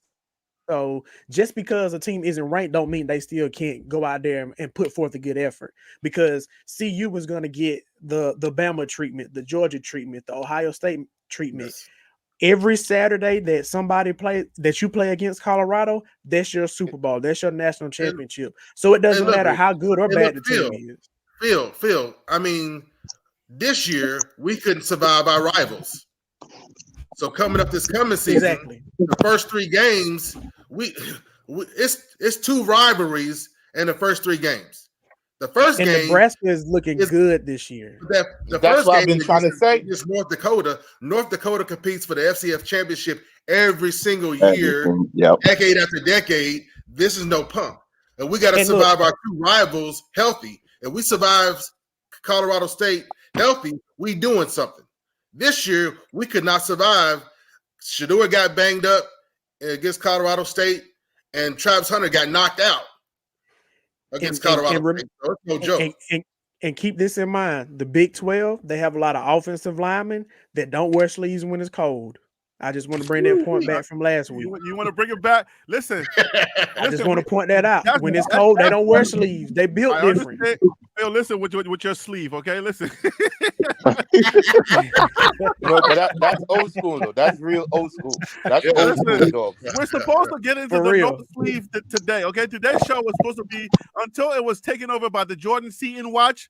All right, we're supposed to get into the nitty gritty. So please check your emails. I send you guys a list. All right, for those of you who are on the panel, and then the new guys, I'll send you a list if I got anybody new. Check your email. I send you some talking points. Look into your what is it? Look into your OCs. Look into the DCs, the defensive coordinators on these Pac-12 teams, right? Look onto that O-line. Let's see who they got, the weight, the size, how successful they've been. Because on the next show, we're gonna have to talk about the nitty-gritty so that the people can know what do we really have. Because it's not about last year's team anymore, Phil. Last year's team is the one that lost to unranked teams, not this year's team. So we got to make sure that we understand that what's coming in is way better than what we already had. All right. And the key word is competitive depth. Exactly. So DEPTH is a real thing that we're getting now. No more patch, no more duct tape, none of that stuff. So East Coast glue and duct tape. East Coast Cav, thank you so much for the super chat. I don't see Jordan Seaton starting yet, but he will definitely get playing time. And it's a great thing if Jordan Seaton can start over one of these beasts that we're getting. That's what we're saying. And Shantae was on the show. She said, great show. She's congratulating herself for having a great show. You know what I'm saying? She's a little self-observed. It's okay. She's patting herself on the back for having a great show. Hey, panel, you guys have been wonderful. Hey, man, Josh, Phil, Wild Dog, Panda, Bishop, Ron Tate, Tim, everybody that was on the show, man, I appreciate you guys making this a wonderful show, including Shantae. You know, pat yourself on the back. But if you guys want to come on the panel next time, I'm going to be bringing a lot of data. We're going to be going back to that data show where I drop a lot of data on y'all and it's boring. Nobody wants to hear it. You know, the juicy stuff is out of the way, okay? Jordan Seaton signs, everything else is cake, you know, icing on the cake, right? But next time we're going to be talking about we're going to go deeper into the O-lines and the D-lines of the Pac-12, and let's see how we get to number 12. Everybody satisfied? Any last words? I just want to shout out Phil. You better stop. God bless you. Okay? God bless you, man. I appreciate that. Stop being an agitator, Panda. Happy holidays, guys. Hey, same to you. Any last words? Anybody else? Josh, any last words? Cheers from beautiful Boulder. It's 50 degrees, blue skies, and we coming. Oh man, that's what's up. Phil, any last words? Hey, just want to send a Merry Christmas, Happy New Year, Kwanzaa, Hanukkah, all that good stuff from me and my family down here in Macon, Georgia. Harry B, thank you for letting me jump on, man. I really appreciate it. I love being on here. I love the energy. I'm not a bandwagon buff, but I still love talking college football, so I appreciate it. You're welcome. All right, Wild Dog, what's your last words? We're going to have that. Oh, man. 6+ wins to get Miss Peggy to a bowl game. Something stepped on your audio.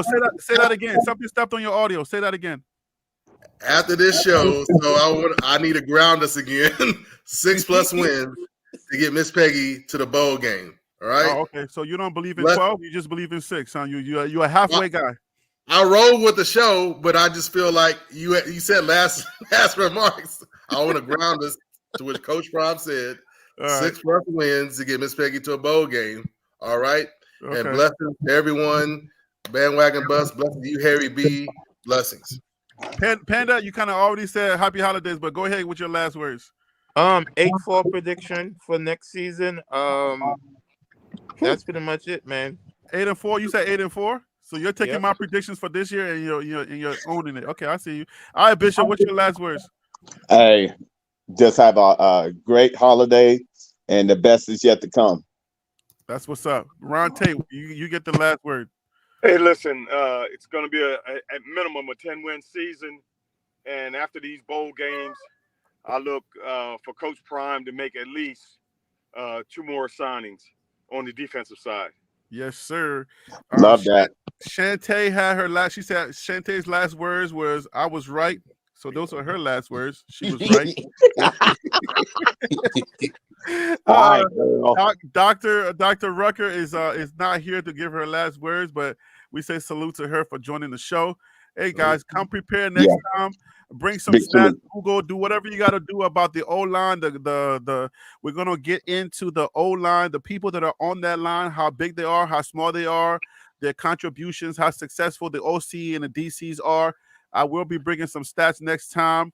And of course, that's if we don't get interrupted by another dramatic time like we did by the Jordan Seaton thing that kind of dominated the conversation.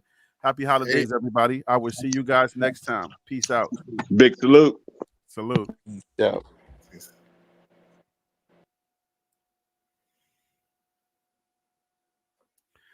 All right, guys, you know who I am. That was a great show. Thank you so much for watching. It's been a blessing. I hope you got a lot from this show. I hope you were entertained enough. You know what I'm saying? My guests, they always bring it.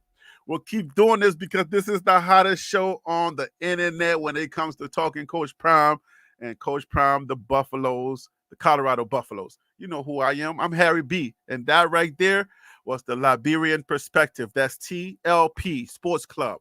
Brah.